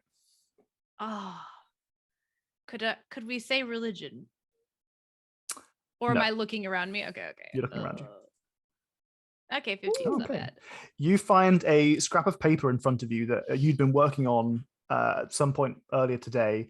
Clearly, you've just cast aside and just forgotten about it. You're a busy person. You've got a lot on. And it reads that you're going to start with the binder's amorphisms. Then you're going to talk a little bit about how great Ogma is. And then you're going to talk about the first homework assignment. Clearly to you, your previous prep work was not super thorough, but this is also, you think, maybe the 20th year in a row that you've given this introductory sermon. Okay. So for the most part, you just wing it. Okay. When I read these words like the binder's amorphisms, does anything actually come to mind? Not today. Not today. Okay. Not today. Maybe it's something you could look into. Whilst we move on to one of our other party members. Yep. We're going to move on to Oro, who also just happens to be on this floor. Okay. Oro, you rub your eyes. You didn't sleep super well last night. But it's okay because you've got a job that you love. You're extremely excited to be where you are right now. It's put a roof over your head, meals every day, and you get to be surrounded by all sorts of books. You've never read one, but maybe one day you will. Maybe one day you'll get a chance. Not a single time have you read one of these books, despite being in a library absolutely filled to the brim with them. And the weirdest part about it is that your job is very kind of intimate with the books as well. You know every inch of this library. You are a porter. People refer to you as a literature fairy. It's supposed to be a play on the words fairy. But essentially what you are doing is ferrying the books around. When people have left them out on the table, you will put them away in the correct locations. You'll make sure that you've got a little trolley that you have with you, that you put the books on, and you go to the right place in the library and you put them away. And that's your job. And you love it. You've been honestly, you've only been at this job for about a year now, but at this stage, you are confident that you know where every book kind of themed area is, each section you're confident with. And you've got a pretty free roam of the place. In fact, you've actually been given more leeway than most other porters of your level might have been, simply because they know you don't read. Not a threat. Yeah. So whilst you have, like, you don't read the signs to know where each of these sections are, you just have had enough discussions with other members of the kind of not staff here, but the people who research here and study here, that they have said where things go, and you kind of look for the gaps in the books and just fill them. You've kind of, you're not sure how good you are at the job, but you love it. The people here seem to really like you, and you just have, you're just happy to be where you are. Okay. You know what you've got to do today, and you're not super duper happy about it. You've got to essentially chase up some of the younger monks, some of the people who have been here for at least a year. These are people who have already been taught by Nurali, head priestess. These kids have kind of got a little bit cocky. They're not really being very respectful of the Dewey Decimal System. And really what they're doing is they are circumventing you and purposefully putting books in the wrong place. You think, actually, they might have even gone into the forbidden section. But it's hard to tell, honestly. You are allowed in the forbidden section because, as I said, there's no threat from you being able to read any of the books, so you're okay. There are a few places in this library that you're not allowed to go to. And one of those is the third floor. No one's ever really told you why, but the staircase is roped off anyway, so it's not something that's really, tickled your pickle that much. You figure no one goes up there, so why should you? So you have a couple of different books with you today that you are going to be putting back in the right place. One of them is, you know what? I need some book titles. Can we get some erotic fiction that we've got from the book list? Well, I don't have the thing open. Chat, if you can think of an erotic book title that's D&D related, most importantly. D&D erotic book title, please. Now's your time until I can load up the D&D thing. Anything you can think of that is going to be in this this trolley that needs to be ferried around. Oro isn't allowed in the erotica section. Oro has never learned to read or just chooses not to. That I'm leaving open to interpretation in this scenario. 50 Shades of Fey. Very good. Very good. Yep. Waxing your wand, a guide to wand maintenance. Love it. The biggest tree you'll ever see. Very good. Very good. I'm adding those last two. We already had 50 Shades of Fey. Oh, did we? 50 Shades of Fey is so good, yeah, though. That was good. Kawaii thought of that back in the day. Hardwood. On the list, yeah. A guide to treants. Oh, I love it. Okay, those are all great. Those are very good. I can't believe we got doubled down on the 50 Shades of Fey. Wow. Too good to pass up. True. So you have those books that you need to put back in the correct sections today. Okay. But there's a new book that you don't remember seeing before. And okay, no, I suppose the law really needs to be that you can read, you just choose not to. Okay. You've never read any of the books, but you can read. We have to retcon my previous poetic license.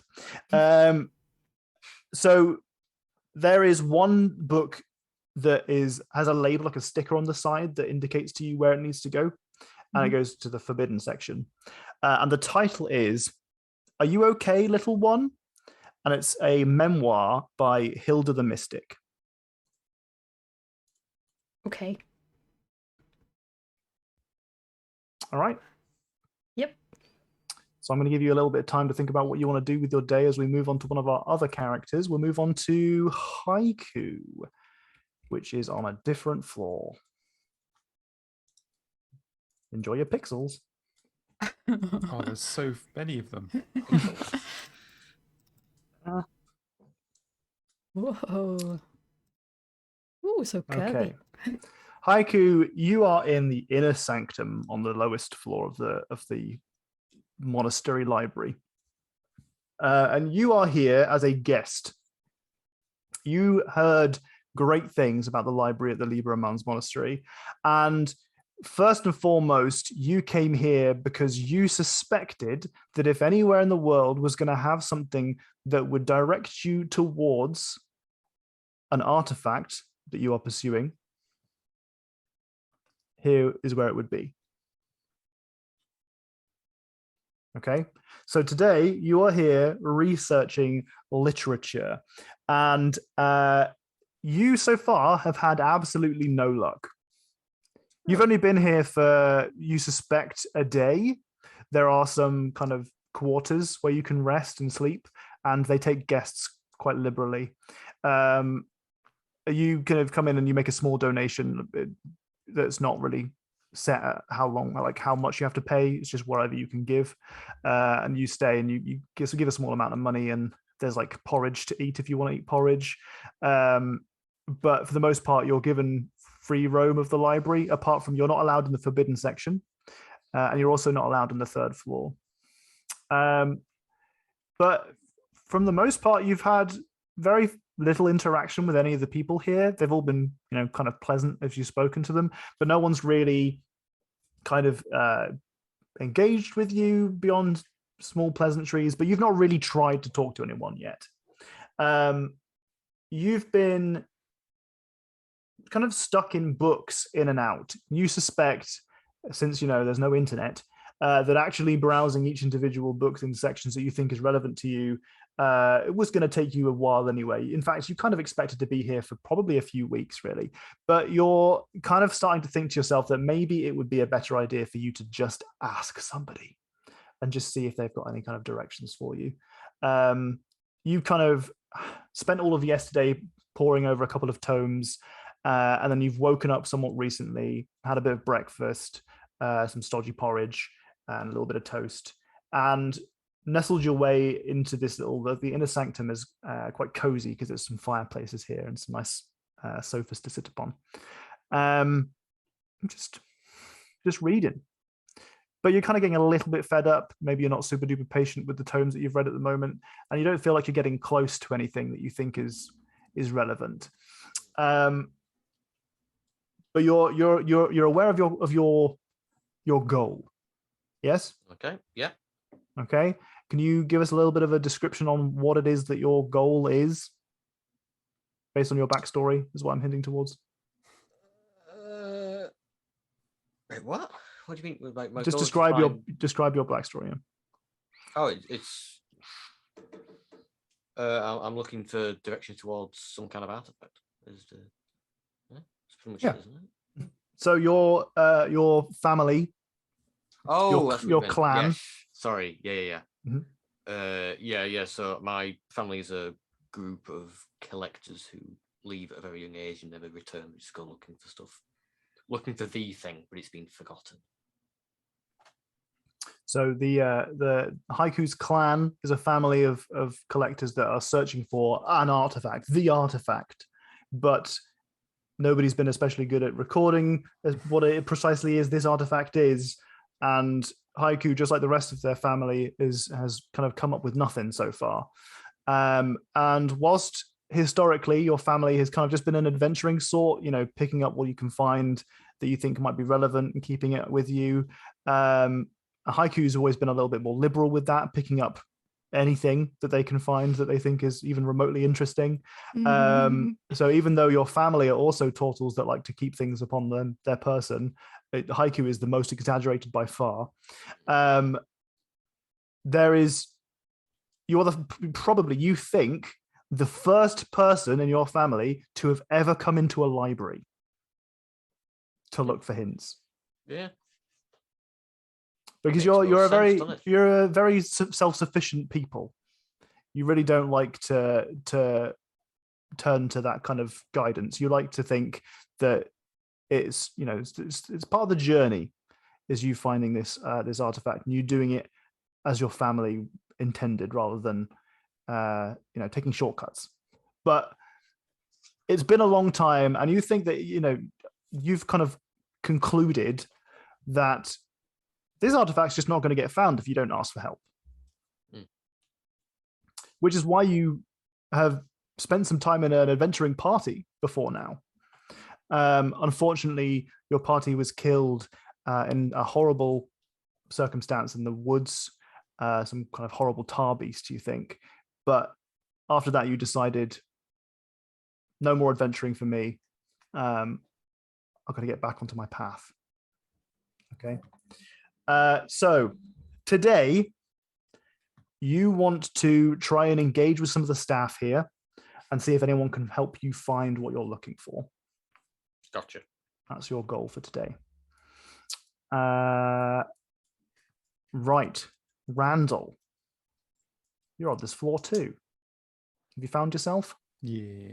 Yeah, you found yourself. Fantastic. Where is he? You are in the left. left side. Above the U-shaped thing. You are in a scribe's chamber, and you are cramming. You are absolutely cramming, because later today you have to give a presentation. You have been spending a lot of time researching about an individual called Caspian Kinshire. And really, you consider yourself a bit of an expert, because no one else seems to know anything about them. And what's most frustrating for you is that every time you find any kind of resource that implicates Caspian Kinshire in any way, it seems to just either disappear, remove itself from your possession, not be there when you turn around, or the pages are blank. Even your own notes seem unreliable, and sometimes you'll turn back to them and they'll be gibberish. But you've spent the better part of 2 years on this. You've picked up fragments, pieces of information, but none of it is in hard copy. And that's not ideal for you as someone who needs to give a presentation later today. A presentation to a board who are very keen on you having reliable sources. Or at least not reliable sources, but sources. Sources that have been, evaluated and analyzed critically, which is very hard to do or claim that you've done when the sources have not presented themselves to you. Okay. But something feels a bit weird today. There's a book at your side that you've been using to keep notes. This thick grimoire. It's got a kind of comfortable heft to it, and it kind of feels comfortable and familiar to have on your person, so you've just kind of kept it. In fact, you've even fashioned a bit of a kind of a satchel for it so that it can kind of go over your shoulder and stick at your side, and that's giving you some comfort because you've got a few notes of your own in there, and they seem to be notes that haven't kind of garbled themselves. But leafing through them, you don't remember writing about some of the people in here. You know that I mean, over the last year, you've met Oro a handful of times, but she's mentioned multiple times here, and you've never really interacted all that much. You get along kind of, but as far as you're aware, she doesn't read. And that doesn't sit super well with you. That feels a bit odd. What's the point? What's the point? You've also got a couple of notes here that describe or talk about things that someone called Haiku has done, which also doesn't actually ring a bell. You don't know who Haiku is. You've got some notes here that refer to the High Priestess Nurali, and you straight up refuse to read them. such is the reverence that you have for Nurali that clearly at some point in some mad ravings you've stayed up too late. Yeah. And you've described something that Nurali's done, and maybe you've just been writing down your dreams or something. Maybe something strange has happened there. But the scrawlings don't. I mean, they're in your handwriting, but you don't remember writing them. But today you need to prep, or you need to find something to talk about. You'd considered maybe it would be a good time to talk to the High Priestess, look for some guidance. You've never been super religious.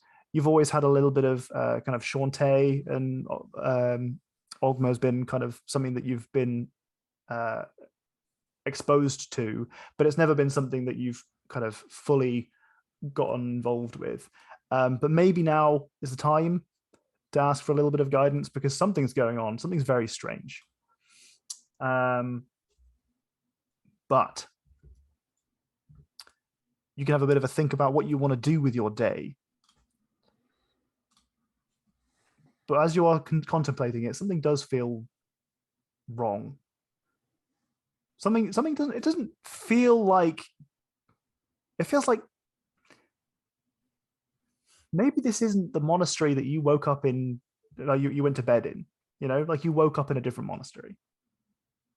Like something just feels a bit like, all the books are just like slightly uneven, and like the notes that you put down yesterday, they just don't feel familiar to you. Anyway, we'll move around to High Priestess Nurali. What do you want to do, High Priestess Nurali? Do I have written down anywhere or have in mind the knowledge of what time my speech sermon-y thing is supposed to occur? So it is a noon sermon. You've got that on the piece of paper that you wrote previously. Wonderful. What time is it right now? So you think that it's probably about 10 a.m. Okay. Do I want to hear the mock presentation beforehand? Like, is that obviously so that's the going to be in sermon's not front connected. of that's going to be in front of a panel, and that has been arranged for after the sermon. Okay.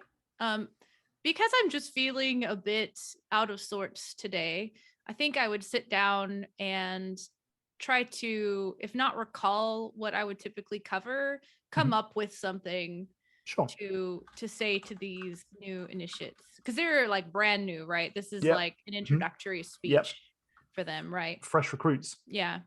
So in a bit of like not worried confusion, but like agitated sense, I would sit down and sort of like start flipping through the books around me and see if anything sparks something for me to kind of discuss. Would you like to use an investigation check? No. Would you like to come up with a different investigation check that might help you? You could go for maybe a religion check if you're looking through religious tomes. Yeah, I think religion, especially because one of the sections is how great Ogma is. Sure. If I can't recall something directly about Ogma, or then like glancing around the books around me, I think like you religion check to really. I'm gonna. Okay. Do I have my abilities available to me or no? Yeah. I'm gonna spend. But so you have, I mean, you have your abilities, but anything that you use needs to be flavored in that of a cleric of Ogma. Mm-hmm. Okay. And so... someone of your station, and spell casting in a library is largely frowned upon if it's going to distract other people, that kind of thing. If you're doing it, it's in a respectful way. Yes. This isn't a spell. This would be mechanically, I would be spending a sorcery point to re-roll through my magical guidance trait.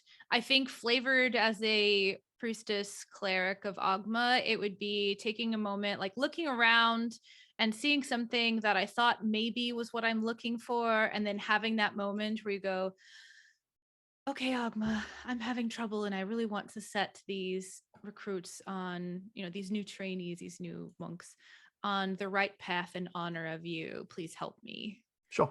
find the words that I seem to be missing, which was obviously not heard by Agma. And you must use the new role, potentially turning failure into a success or potentially turning success into a failure. The roles hate me today. You know what?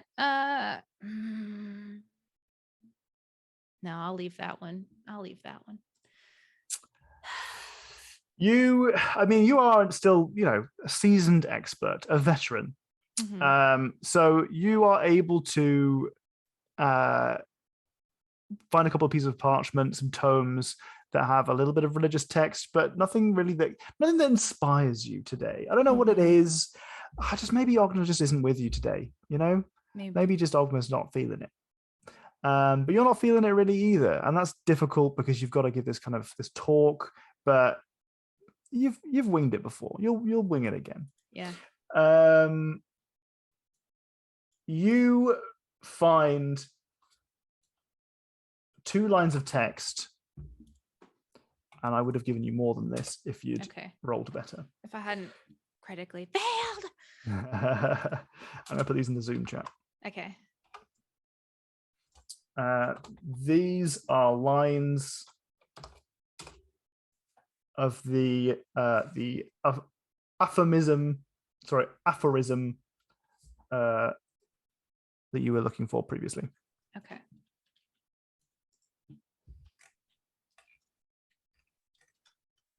Okay. So since Agma's not with me and I can't find more about the aphorisms and how great Agma is, do I have any idea of what the first homework assignment would be?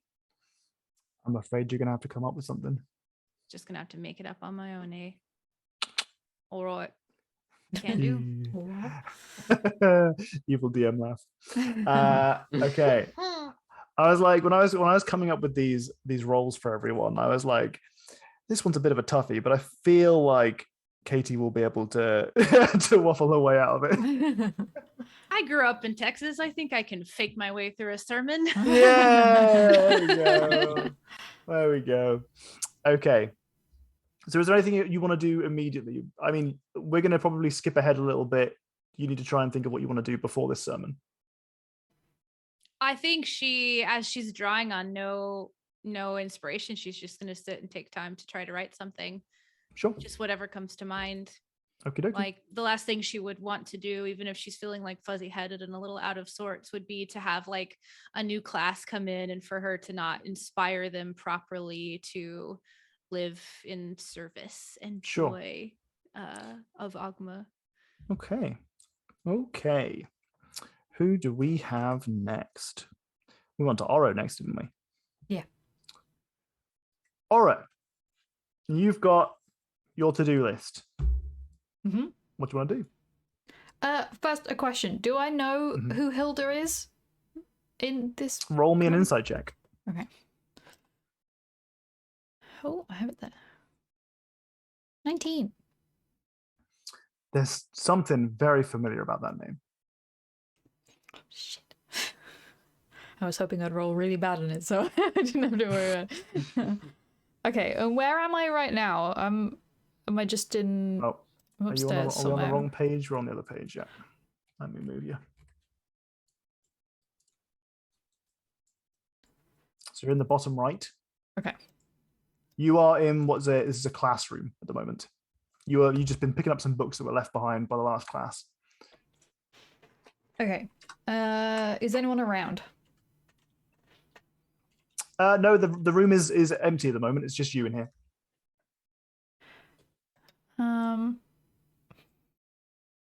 How much of an inkling do I have that I recognize this name? Is it just I think I've heard someone talk about this in the library before, or? I mean, it's an uncanny resemblance. You can't quite place it, but you're certain that this isn't an author that you've read before, and you don't recognize the book. Okay. You've seen many of the books in this library, And honestly, you've returned most of the ones from the forbidden section back to where they've been when they've been used. There are plenty of tomes in there that have never been touched in the entire time you've been working here. But it's hard for you to say. Okay. Aura's going to keep pondering on it and just being like, where do I know this from? I'll think about it whilst I'm putting these other books away. Sure. And I'll start putting the other books away in like closest to furthest away from me, I guess, if that's appropriate to say. Sure. So you step out of the classroom. You got your little trolley with you. And you step out into the hallway. I'll move you for you. Thank you. And you know that you need to take this little bridge across to the other side. And immediately you found the first location for the first book that you placed. What's the book's name? It is Waxing Your Wand, A Guide to Wand Maintenance. Fantastic. Well, that's easy enough for you to place. And surely enough, you know that the next place you need to be walking towards is the other side of this kind of inner cloister. So you walk all the way around these narrow... There we go. Move over here. These narrow corridors. And you replace your second book. What's that book called? The Biggest Tree You'll Ever See. Oh, fantastic. Well, fortunately enough, this is the nature section, so that's where you secrete the book. As you get here to the east, you know that the next book needs to be placed next to where the High Priestess Nerly has been setting up office. You're familiar with it because it's got this kind of this diamond shape that comes on the sticker, and that's the diamond shape is on the shelves over by that bookshelf. But as you are stepping through this particular part of the library, you see one of the little shits that's been putting the books in the wrong place. Oh no! Oi! His name, as you're aware, is Harold. His name is Harold, and he's placed this book on the other side of this pathway, just on the other side of the shelves. And it's as you're placing the book back in its place, you look through it and you see Harold putting in something that has the star on it, which you know is next to Nerly's office, back into the bookshelf, and then bolting for it. He's just run. Harold, you shit! I go and grab that book too whilst I'm here. Okay. Well, you grab it, and sure enough, Harold's gone. Asshole. Fuck Harold. God damn it. God damn it. Can't keep anything nice. Well, now you've got two books that need to go back over to Nerly's office. So you grab them. You head that way? Mm-hmm. Fantastic. Okay. Well, surely enough, you find your way over to Nerly's office over here. There's a little bookshelf outside her front door. You can see that her door is ajar slightly, and you put the books away in the right place, and you hear some kind of like a deep sigh come from Nerly's office. Do me and Nerly know each other relatively well, or? You have met a handful of times. She's always seemed very pleasant. And very she's one of the more approachable people, and she's previously said to you, like, if you need anything, feel free to come to me, ask for any help that you need. But since then, you've not really had anything to ask for, really. You've been quite happy. So you've never really interacted a huge amount, but you've got positive feelings towards her. Okay. If I hear a sigh, then I'll just, like, knock on the door and be like, you okay? Oh, yes, thank you. I'm just a bit lost in thought today. Is there anything I can help with? You need a book? It would be helpful if you could bring me the basic texts on the binders of morphisms. I assume I know where that is. You know precisely the part of the library that has all of the religious texts, like the beginner intro stuff. for the philosophies of Ogma, and you're certain that you've seen that somewhere before. I'll go get it for you right now. No worries. I close the door. You kind of step out, and on the ground floor, on this lovely kind of red carpet that leads. This is like the main kind of hallway that goes through the like thoroughfare of the library. You can kind of you can access it by taking these steps down here. And you kind of you walk out to the main thoroughfare, and you start to leaf through the books, and you're like, okay, well, I know this place very well, but the individual books are sometimes shuffled around, and you find precisely where that book is supposed to be, and it has a completely different book in its place. Harold, I bet. Asshole. Is there anything that's sort of similar? Yeah, you find that there's a kind of a basic like Ogma's your friend, kind of like a beginner's kids friendly version. Okay. Oh my god, the student Bible. All right. I have a quick look We in the found a vicinity meat just on the off jar in chance a that field. that book is It was just a Round mason here, jar but I full guess of it's meat not. in the forest. like Oh, the we've got actual the- one. we got What the fuck? geocache Worst jar. geocache ever. Like you can it.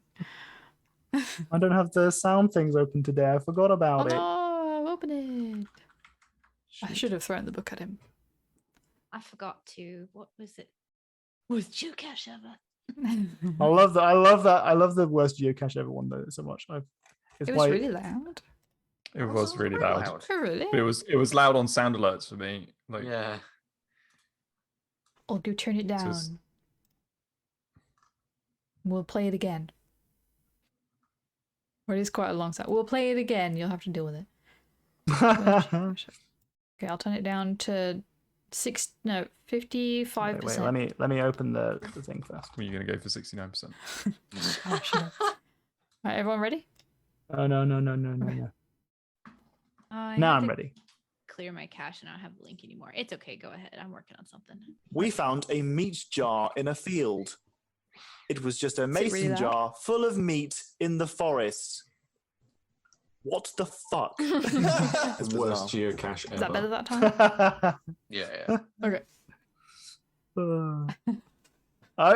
you gotta appreciate how funny it is. That worst geocache ever. It's such a good line. Right. Okay. I'm glad that you made that link with the meat jar from Adam's comment. Okay. So yes, you find this kid's intro to Ogma. Okay. I pick up that book. I have another quick look around on the off chance that it's like on the next bookshelf or something like that. No luck. Okay. Then I go You back suspect Harold. Fucking Harold. Every day Harold is here, taunting me. Aura says she goes up the stairs to herself. All right. Well, you kind of maybe knock on Nerly's door. Yes, come in. I couldn't find the actual book. I think that fucking Harold kid fucking took it and put it somewhere else. I just cleaned up something else. But I found this basic one. That's all I could find for now. Oh, I appreciate that. Do tell one of the other tutors to deal with Harold. Perhaps he can do some work cleaning things up. Okay. I'll keep an eye out for that other book, just in case. I appreciate that. Okay. You need anything else?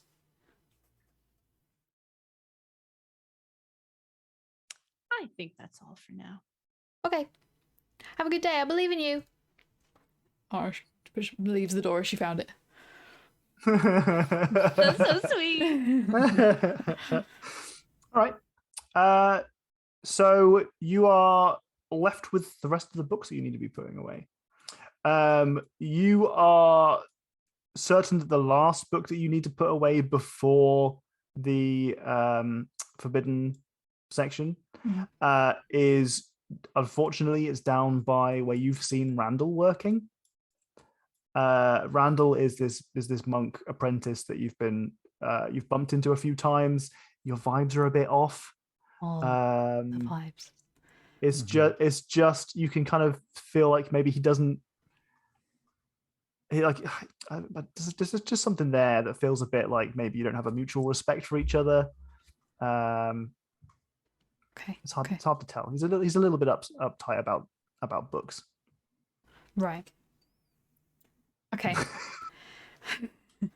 That is your impression. Is that he's a little bit uptight about books? Yes, that's my impression. I'm not describing Randall's character. I'm describing your insights into Randall's character from The your perception perspective. of Randall's character. Yes. By everybody else. No, not everybody else. Just Oro. Just Oro Not who everyone doesn't else read. has that opinion of you. Okay. But we'll rotate on. We'll move on. Haiku. What do you want to do? I want to go look around to ask someone for help. which is Sure. very unlike me. Let's move on to level 1, which is where you guys are right now. So you, unfortunately, don't have to deal with the pixels again. Step out into this kind of like slightly outer cloister of the in a sanctum here. This nice little cozy area, and you kind of like peer around, looking to see if you can find someone that might be able to help you. And you find a GIF who is kind of walking around with tons of parchments, just absolutely tons of them. But they're all like, they seem to be like holding a huge stack of papers that are all thumbnailed meticulously. And they have this wonderful cascading organizational color chart that goes down the top of them. He's kind of holding onto them very tightly. Excuse me. Do you work here? I wouldn't say I work here. I study, maybe. We're all here to work with the books, let the books work through us. But you work with the books. I work with the books, yeah. Well, I mean, sometimes I do writing, sometimes I. Okay. Okay, yeah. Okay. Can I help you? You're right. Yeah, I'm looking for a specific group of books or a book type. You might put it. I'm looking for books to do with magical artifacts, specifically ones that are lost. Lost not magical found. artifacts. Any kind of specific region that we might be looking at? I'd love to be able to specify it. I can't. Any type of any place, any plane of existence. Can we narrow it down a little bit, just to plane of existence? We'll narrow it down to this plane. This plane of Too existence. picky. So it's not in. Is it in Cormyr? Yeah. It is in Cormyr. That's not anywhere else at all. Nope. Okay, fantastic. Not yet, anyway. All right. Well, I can direct you to kind of the kind of localized research sections that's on the top floor. That might be the best bet for you. I'll take you along now. Can right? you just put me in the direction? No, it'll be easier if I just take you. No, I'll just take you. It's all right. I'll just take just me and you hanging out for a little bit. I'll take you up to the top floor. Well, the second floor, not the third floor. That would be silly. We'll go up to the second floor. I'll make sure that you've got your access you need. Okay. Okay. Okay, come with me. Yeah. So you follow who, after a while, he introduces himself as Albert Humpledink. You take one flight of stairs up to the second floor. So we'll delete you from here and we'll move you on to the second floor. Can I just get are we doing American first floor or British first floor? They are different things. That is not the first time this has come up on the stream. There is a ground floor of the building, but it's not one that you have been to since you arrived. Okay, cool. Just for my own head. Sure. You pop up here, and he leads you down through the concourse.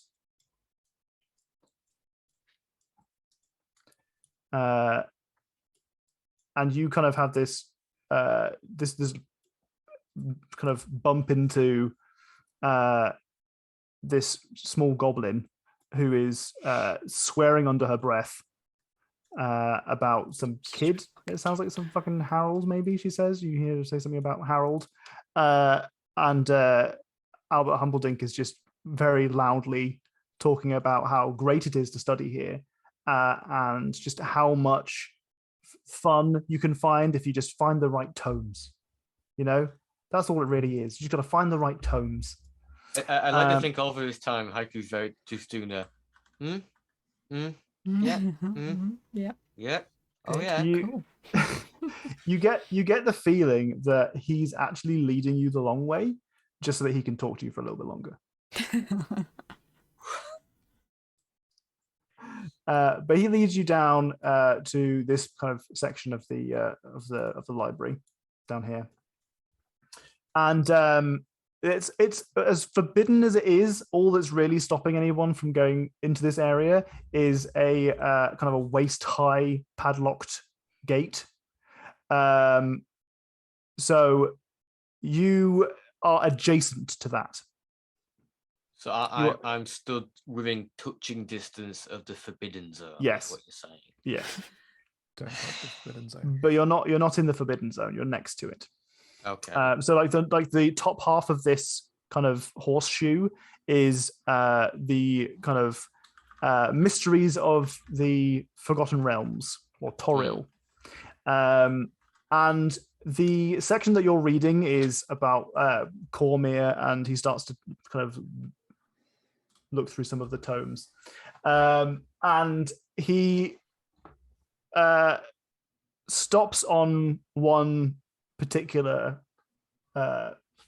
tome that just says Tethir, don't ever go here. That was probably not that one.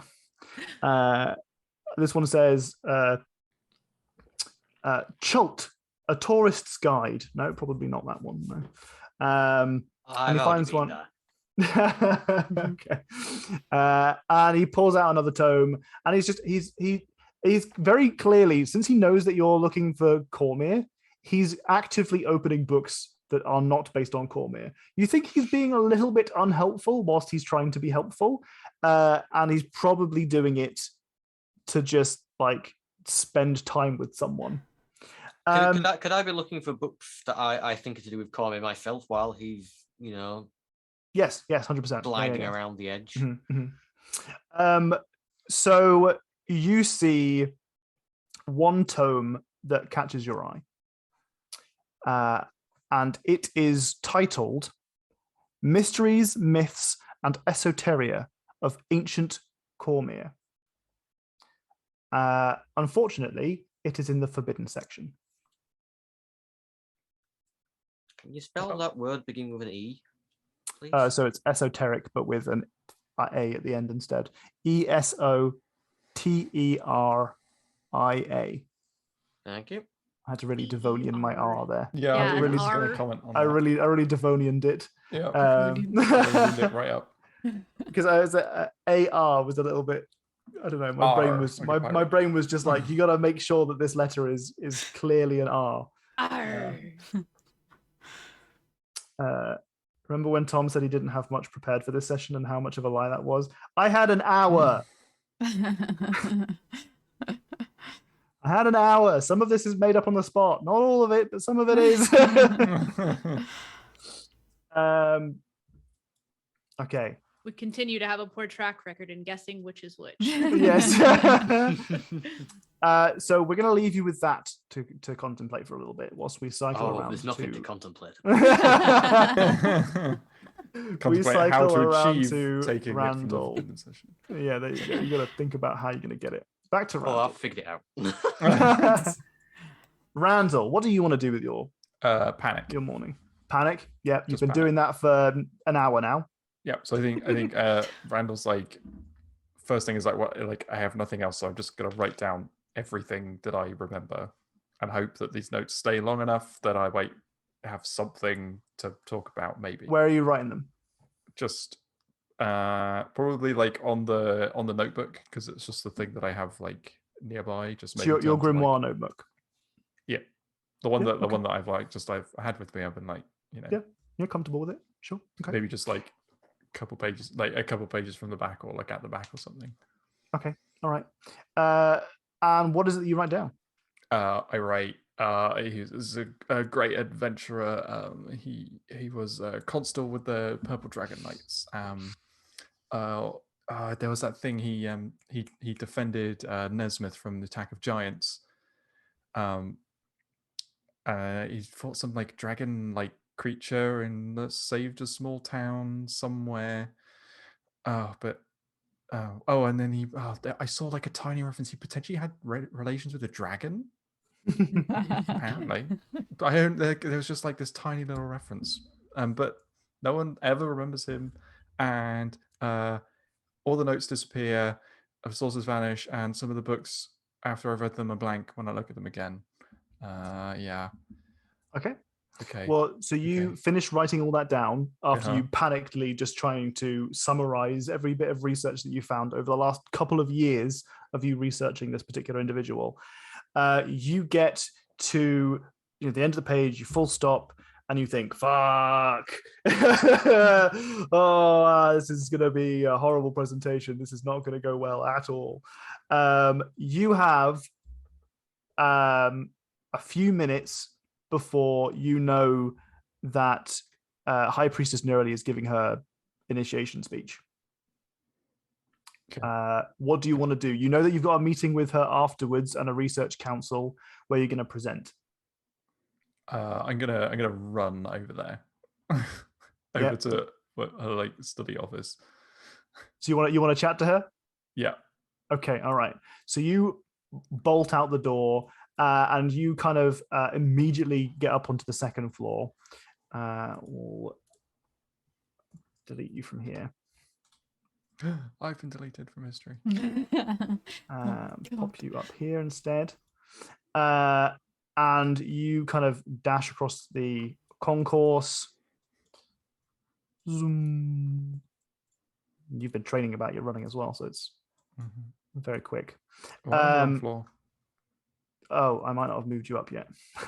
I put your thing, but I didn't put the player's view thing.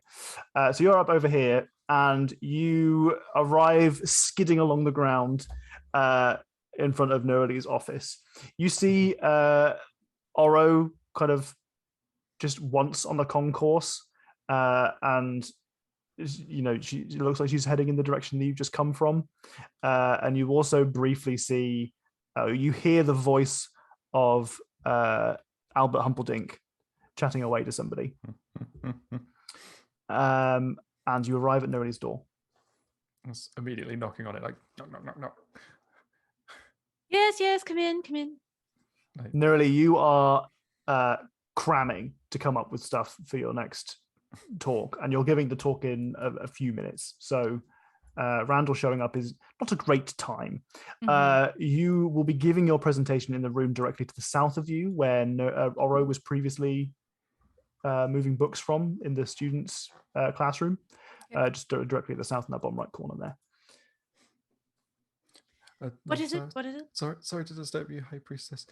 I got this the presentation thing, and like I don't have anything because all my notes keep disappearing, and all my it's a weird story, and I can't get it out of my head, and I keep following it, and I keep researching it, and I've been researching it, but I just don't have anything.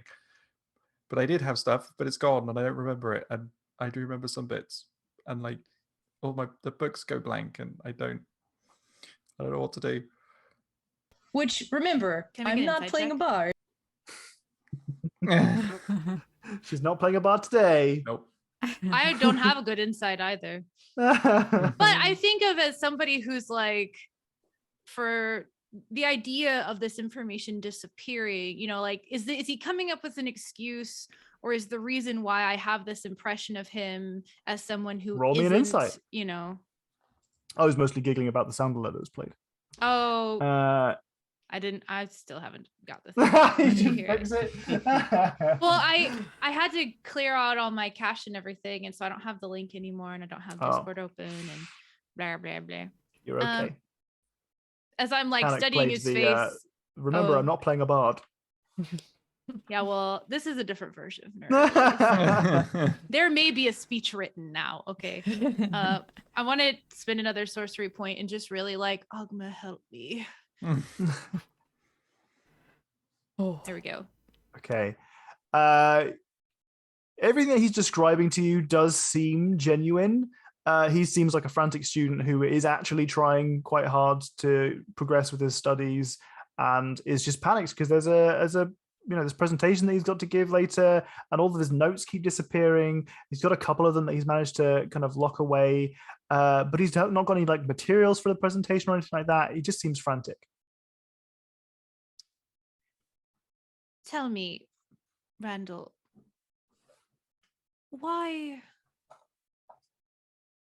what do you find to be the reason you enjoy being here at Lieberman's?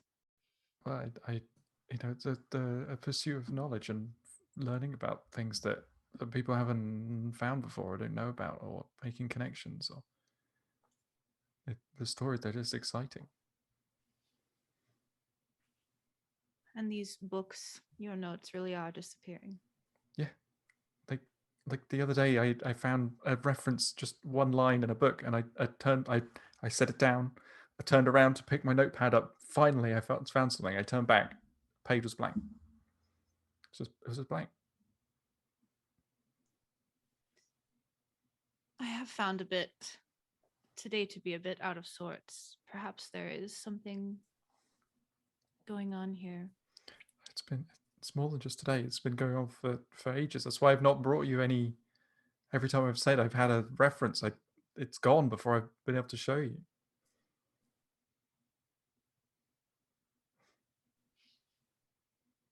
Well, you still have your presentation to give to us today. If you can't find the sources because they're disappearing, perhaps you should find where they're disappearing to, or what is causing them to disappear, if you can.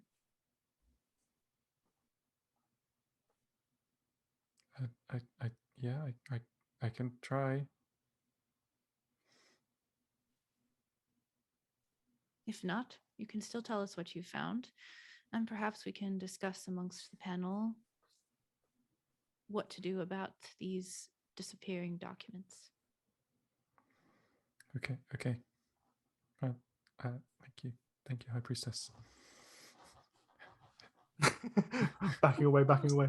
At this point, Nerly, you recognize that you're actually running late. Like, just grab the like piece of paper that I've been scribbling on and head down to the place. I know you said to the south, but there are a lot of rooms to the south. So it's the absolute southernmost room down here. It's this large classroom. Okay. I'm going to walk in. I'm not going to like rush. I'm going to make my way down there calmly, kind of like reading over the things that I've written. I'm the High Priestess. They'll wait on me. Sure. So whilst you're the High Priestess, there are other members of the staff here that are you would consider equals when it comes to the hierarchy. But all of these are new initiates. They definitely will just give you the leeway. They all look a little bit frustrated that they've had to sit around without you. It's been a couple of minutes now, but fuck them. And you enter, and there are a couple of other staff members who are taking responsibility for these students today. One of them is Master Kulth, who stands at the front and kind of waits patiently for you. The kind of the kids and the younger adults kind of start, like there's a hush that goes over the room as you enter the room. And Master Kulth stands at the front and says, now the High Priestess will give our introductory speech. You will all sit in silence and listen to it and give her the respect that she deserves before we continue with our studies for today. Please, go ahead. Thank you, Master Kulth. And I'll walk over to whatever seems to be like podium lectern area at the front. Yeah, even if there's nothing. It's not very high and mighty. Whilst the building itself is impressive simply because it's filled with books and it looks like there are lots of nice and comfortable areas, and like it's well built. it doesn't have. It seems like most universities, most study spaces, that some of the rooms are used for multiple purposes, and this is a small classroom that has kind of just been co-opted for you to give a speech in here. There are, you think, maybe 20 students in here max, and they're all kind of patiently mixed age groups, everything. Do I know what we refer to them as? Students, initiates? What did he call Initiates, them? yeah. Initiates, that's what I thought. Okay. I did actually write something. Well, we'll see how good it is. I don't know much about Ogma myself. Sure. Welcome, young initiates, young minds. Today, or recently, you begin the greatest journey of your life. You stand on the precipice of the most fulfilling excitement one can find in life.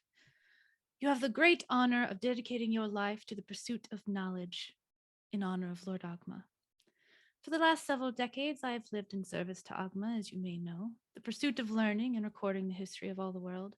For me, there is no greater joy than welcoming new minds into the fold. The journey you are on will surely lead to the happiest years of your life. Traditionally, I have taken this time to discuss with you the binder's aphorisms and the blessed majesty of Ogma. I find myself moved towards a different path today, slightly, perhaps guided by the knowing hand of Ogma themselves.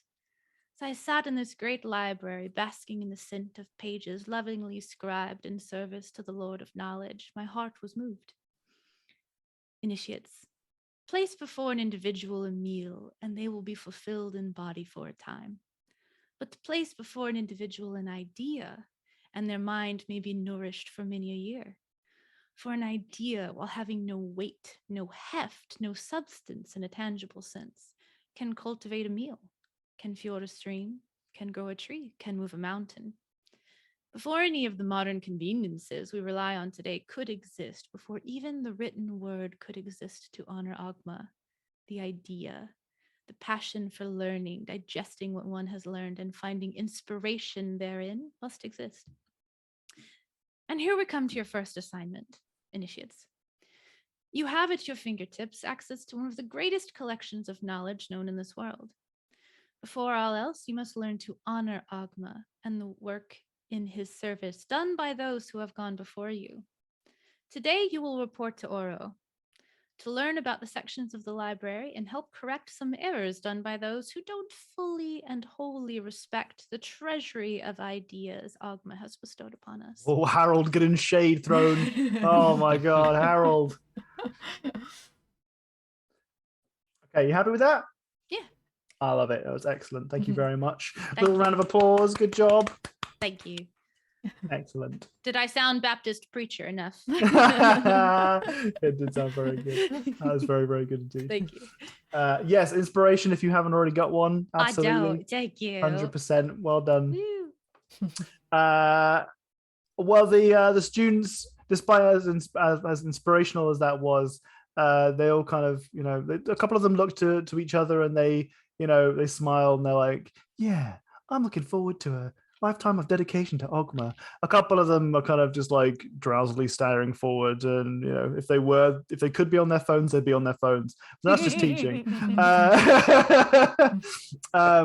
But there are plenty of people there who are really roused by your speech, and Master Kulth says, now, students, yes, now settle down. We'll shortly be moving on. We will be ensuring that you fulfill this assignment that you have been given by High Priestess Nurali. We will find some members of the staff who will help you to learn the sections of the library. Now wait for a moment whilst I debrief. Thank you very much. And he comes over to you and he says, well, that was quite a speech. A bit different from your usual. Are you feeling okay? I am feeling a bit different today. I'm not sure why. And I've learned of some. I look around to make sure that we're out of earshot of the students. Walk with me if I need to. Some disturbing things. First and foremost, young Harold and perhaps some others are intentionally misshelving books, and I will not have this. Oh, that The fucking Harold. But also, young Randall, he came and spoke with me today, and I have had this impression of him that he is unprepared, but the earnestness with which he spoke and the oddity of the day really has impressed upon me that there is something perhaps going on. If people are misshelving books and being generally disrespectful, perhaps they are Oh, no, hiding no, them no, away. no. I'm sure everything is totally fine. I'm sure there's no reason to be concerned at all. Just continue with your duties, as Randall will continue with his duties, and so will every other member of our faculty. They will just go about their duties and live out the rest of their lives here in the Liberamans. Everything will be fine. Well, he says books are going missing. No, I'm sure there's nothing about it. He's just young. They're foolish, they misplace things. Something about what he said really seemed earnest, not in a making excuses way, in a wanting to find this information and being frustrated at the loss. I've spoken with young Randall Dundragon several occasions, and I've been tutoring him for some time, and he's coming along nicely, but he really, this task that he's set himself upon, researching this individual that seems to change name every time I speak to him, I don't know. I suppose we'll see at his presentation. Perhaps. Now go back to your duties. I'm sure we all have things to do. Yes, of course. And remember, nobody goes on the 3rd floor. Bye-bye now. And he steps away from you and he riles the class and he brings them all out into the hallway. And he bumps into a couple of other individuals, and he sets the staff that he finds on finding Oro, which is news to him, it appears, as he maybe had other plans set aside for the class, but now it's completely different, and that's okay because you're the high priestess, and it would be inconsistent to disagree with you. So he goes off and he looks around for something else to do. Now, is it Oro next? Because we kind of skipped ahead a little bit. We changed maybe a little bit of order there. I'm not sure. Can I ask a question really quick? Yes, you're absolutely. Do I not know what's on the 3rd floor if I'm the high priestess? Oh, good answer. Good question. Sorry. Yes, you don't know what's on the 3rd floor. This is like some plausible deniability presidential shit. Well, the first thing I want to do is go to the 3rd floor. Damn it! Am I allowed in the forbidden books section? Yes. Okay. You are allowed in this forbidden book section, but like staff and like some students are allowed in there. Very rarely, on occasion, they would need permission granted by either you or Master Kulf, okay, in order to go in there. But I'm first heading to the forbidden book section to look for anything on this Caspian Kinshire person. Sure. Okay. To see if it disappears in front of me too. Sure. I mean, that'll be a good thing for us to revolve around onto then, for you to be in there, and then for Randall to have his presentation. Yeah. Fantastic. Oro. Mm-hmm. What do you want to do with your time? I assume there's not a bunch of kids running up to me asking. If you've got a plan for something that you want to do, you're currently you're heading away because the forbidden book section that you need to, because there are multiple forbidden book sections. The one that you need to go next to is down by Randall. Right. So each section has a forbidden book section, right, because they are still kept within so the forbidden book section that Haiku is next to is like localized artifacts, etc. Right. Whereas the book that you have is marked to be down by individuals of note. Okay. The forbidden book section of the individuals of note. Okay. Do I still hear Albert, and do I know of Albert Humperdinck anyway? You walking away, you hear, I mean, you kind of like swearing underneath your breath about Harold being a little shit. You do see Albert Humperdinck walking along with a turtle that you've not bumped into before. Okay. And you can either walk down the concourse with your trolley towards the forbidden section that you're supposed to go towards, or you can do whatever you like. Do I know Albert does this to a lot of people, like goes up to people and like talks to them for like new people and just like finds new people and talks to them for ages? Yes. Okay. He kind of holds them captive for a bit. Okay. I'm gonna go because I think Aura's a little bit like pissed at like kids pissing her off today, so she hears Albert for ages and goes over to them. Sure. Okay. Well, then you bump into Haiku and Albert.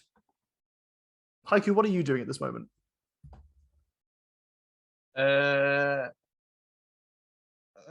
Outwardly scanning books and trying my best to ignore Albert, who still hasn't left, presumably. Yeah. Inwardly, thinking of somewhere to get that book I spied earlier.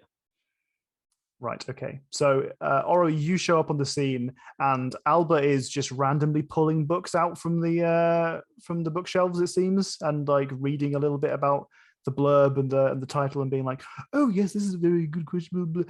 You know that he's doing his classic Albert shit, right? Holding a newcomer hostage to keep him company. Right. Albert, are you okay today? How's it going? Oh, I'm fine. I'm quite happy here. Just showing this Haiku. You say your name was Haiku? Yeah. No, just showing Haiku around a little bit. We're looking for some localized artifact books. Oh, you finding anything that's what you're looking for, Haiku, around here? But there is one book which stands out, but it appears to be behind some kind of felt barrier. Oh, that's in the forbidden section. You can't go in there. I'm unfortunate to say it. You can't. That's not something you're allowed to go to. You're out of bounds. Yeah, that's off limits. Sorry. Is no one? Is it like permission I need to get, or is it just an outright? Oh, you're just a visitor. You couldn't go in there. No, you'd have to be only even monks need to ask for permission. You cannot go in there. You're just a visitor. I'm sorry. You're just gonna have to make do with what's available to you here now. Okay, fair enough. Yeah, I understand.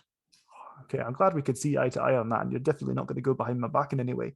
Can I help you at all, Aura? Are you all right? Are you okay? I just heard you talking to Haiku here for ages, and I think Haiku might know what he's doing now, and you could maybe, go back about your business. I don't mind helping. I don't mind helping at all. I'm very happy to just help, just forever. Just keep helping forever and ever. Well, I'm getting the vibes from Haiku here that he's thankful for your help and doesn't need any more help. Oh, you're saying that I should respect some boundaries that are unwritten here. Yes, those boundaries we talked about last week. We did talk about those last week. Yeah. I'm so sorry. I didn't mean to intrude upon your space. You do your research as and how you like it. If you need any more help or any more company, you find me. All right. Especially I appreciate your help, Alva. I really do. Hey, if you need any help organizing your notes, I'm quite good at it, and that's what I'm saying. I'll get out of your head. You'll be the first person I come to. Okay, all right then. I'll see you later. Okay, bye. Bye. Bye. I do like finger guns to Haiku, and I'm like, you're welcome. And then I walk away as well. Can you roll me an insight check? Who, me? Mm-hmm. Okay. Or the both of you. Insight. 21.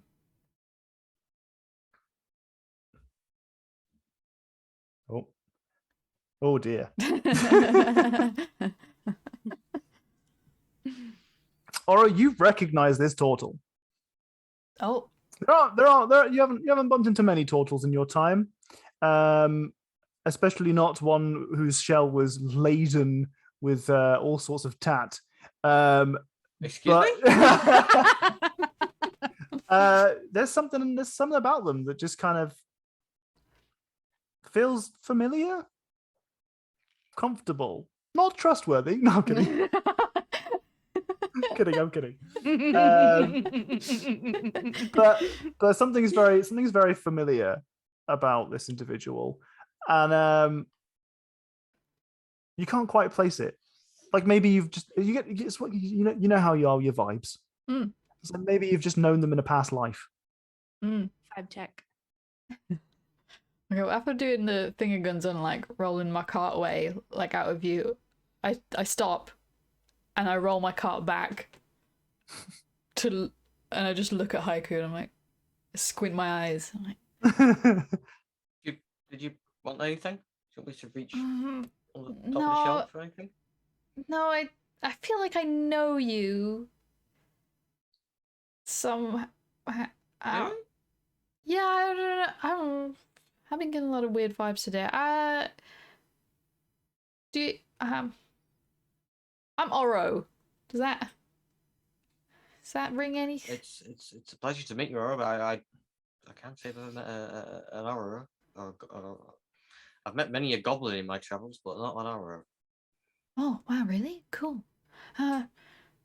Okay, well, sorry to bother you. I'll be down. I think I gotta go downstairs now, so I'll be down if you need anything. Okay. Okay. And she like feel carries free on, to squinting. to roll one more insight check, Haiku, as she says her name.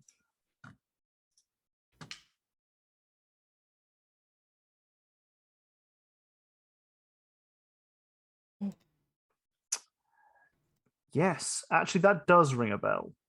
And maybe it takes you a little second to just for the bell to ring out long enough to recognize it. It's like as Oro's gone to wheel her cat back again. Oro's you hear the wheels go out and you're like, wait a second, something about her mannerisms did seem familiar. Wait, Oro? Yeah. What? Do you feel familiar?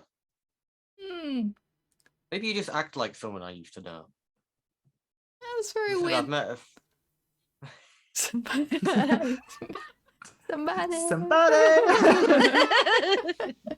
Now you're just somebody that I used to know. Glad we're on the same page, yeah.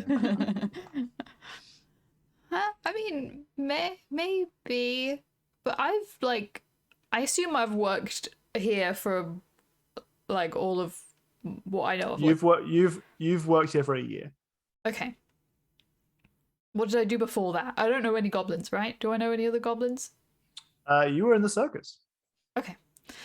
Well, I mean, I've been working here for a year. I haven't like been traveling around with any goblins. I was in the circus, so I don't think you would have met me in a group of goblins, if anything. Oh.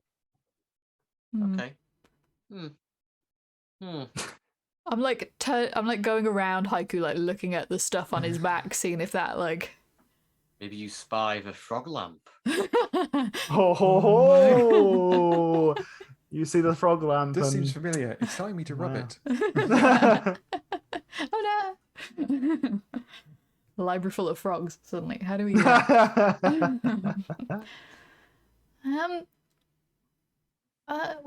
What were you doing before this? I'm traveling. I'm looking for an artifact. That's why I've been difficult. You know, I don't know if you've not realised, but the world is a big place. There's a lot of places to look in. I thought I'd come, see if there's any information. The place of knowledge. Yes, place of knowledge indeed. Yes. Yes. Okay, well, I know this place very well, like the back of my hand. She holds up her hand like there's a mole on my pinky finger, and then okay. Anyway, She was right. There is a more of a pink. Wow. So if you want me to look for anything that maybe that would help more than Albert, then I could try, I guess. Well, you've already said we can't go on the Forbidden Zone. No. So I unfortunately I don't feel like you're gonna be of much help. Okay. See anything you like on the show? Is all the normal stuff on the shell that Yep. I know of? Mm-hmm. That scalp's pretty fucking rad.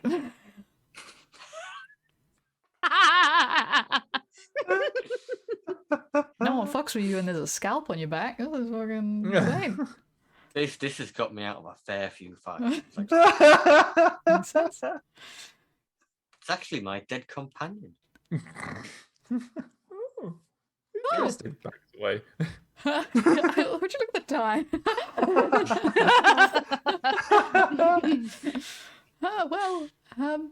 Cool. Just a horse skull on there.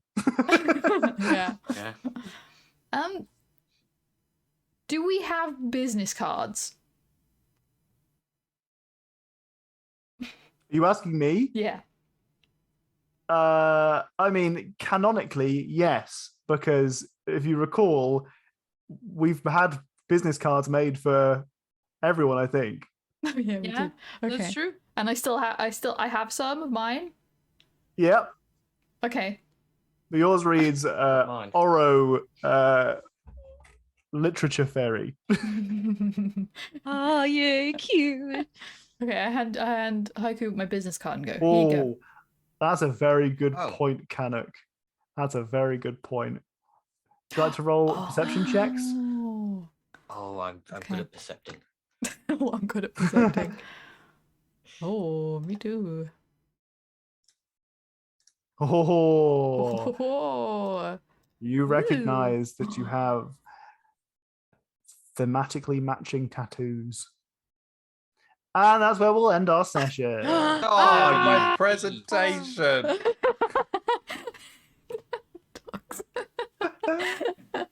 It's in my That's right. head.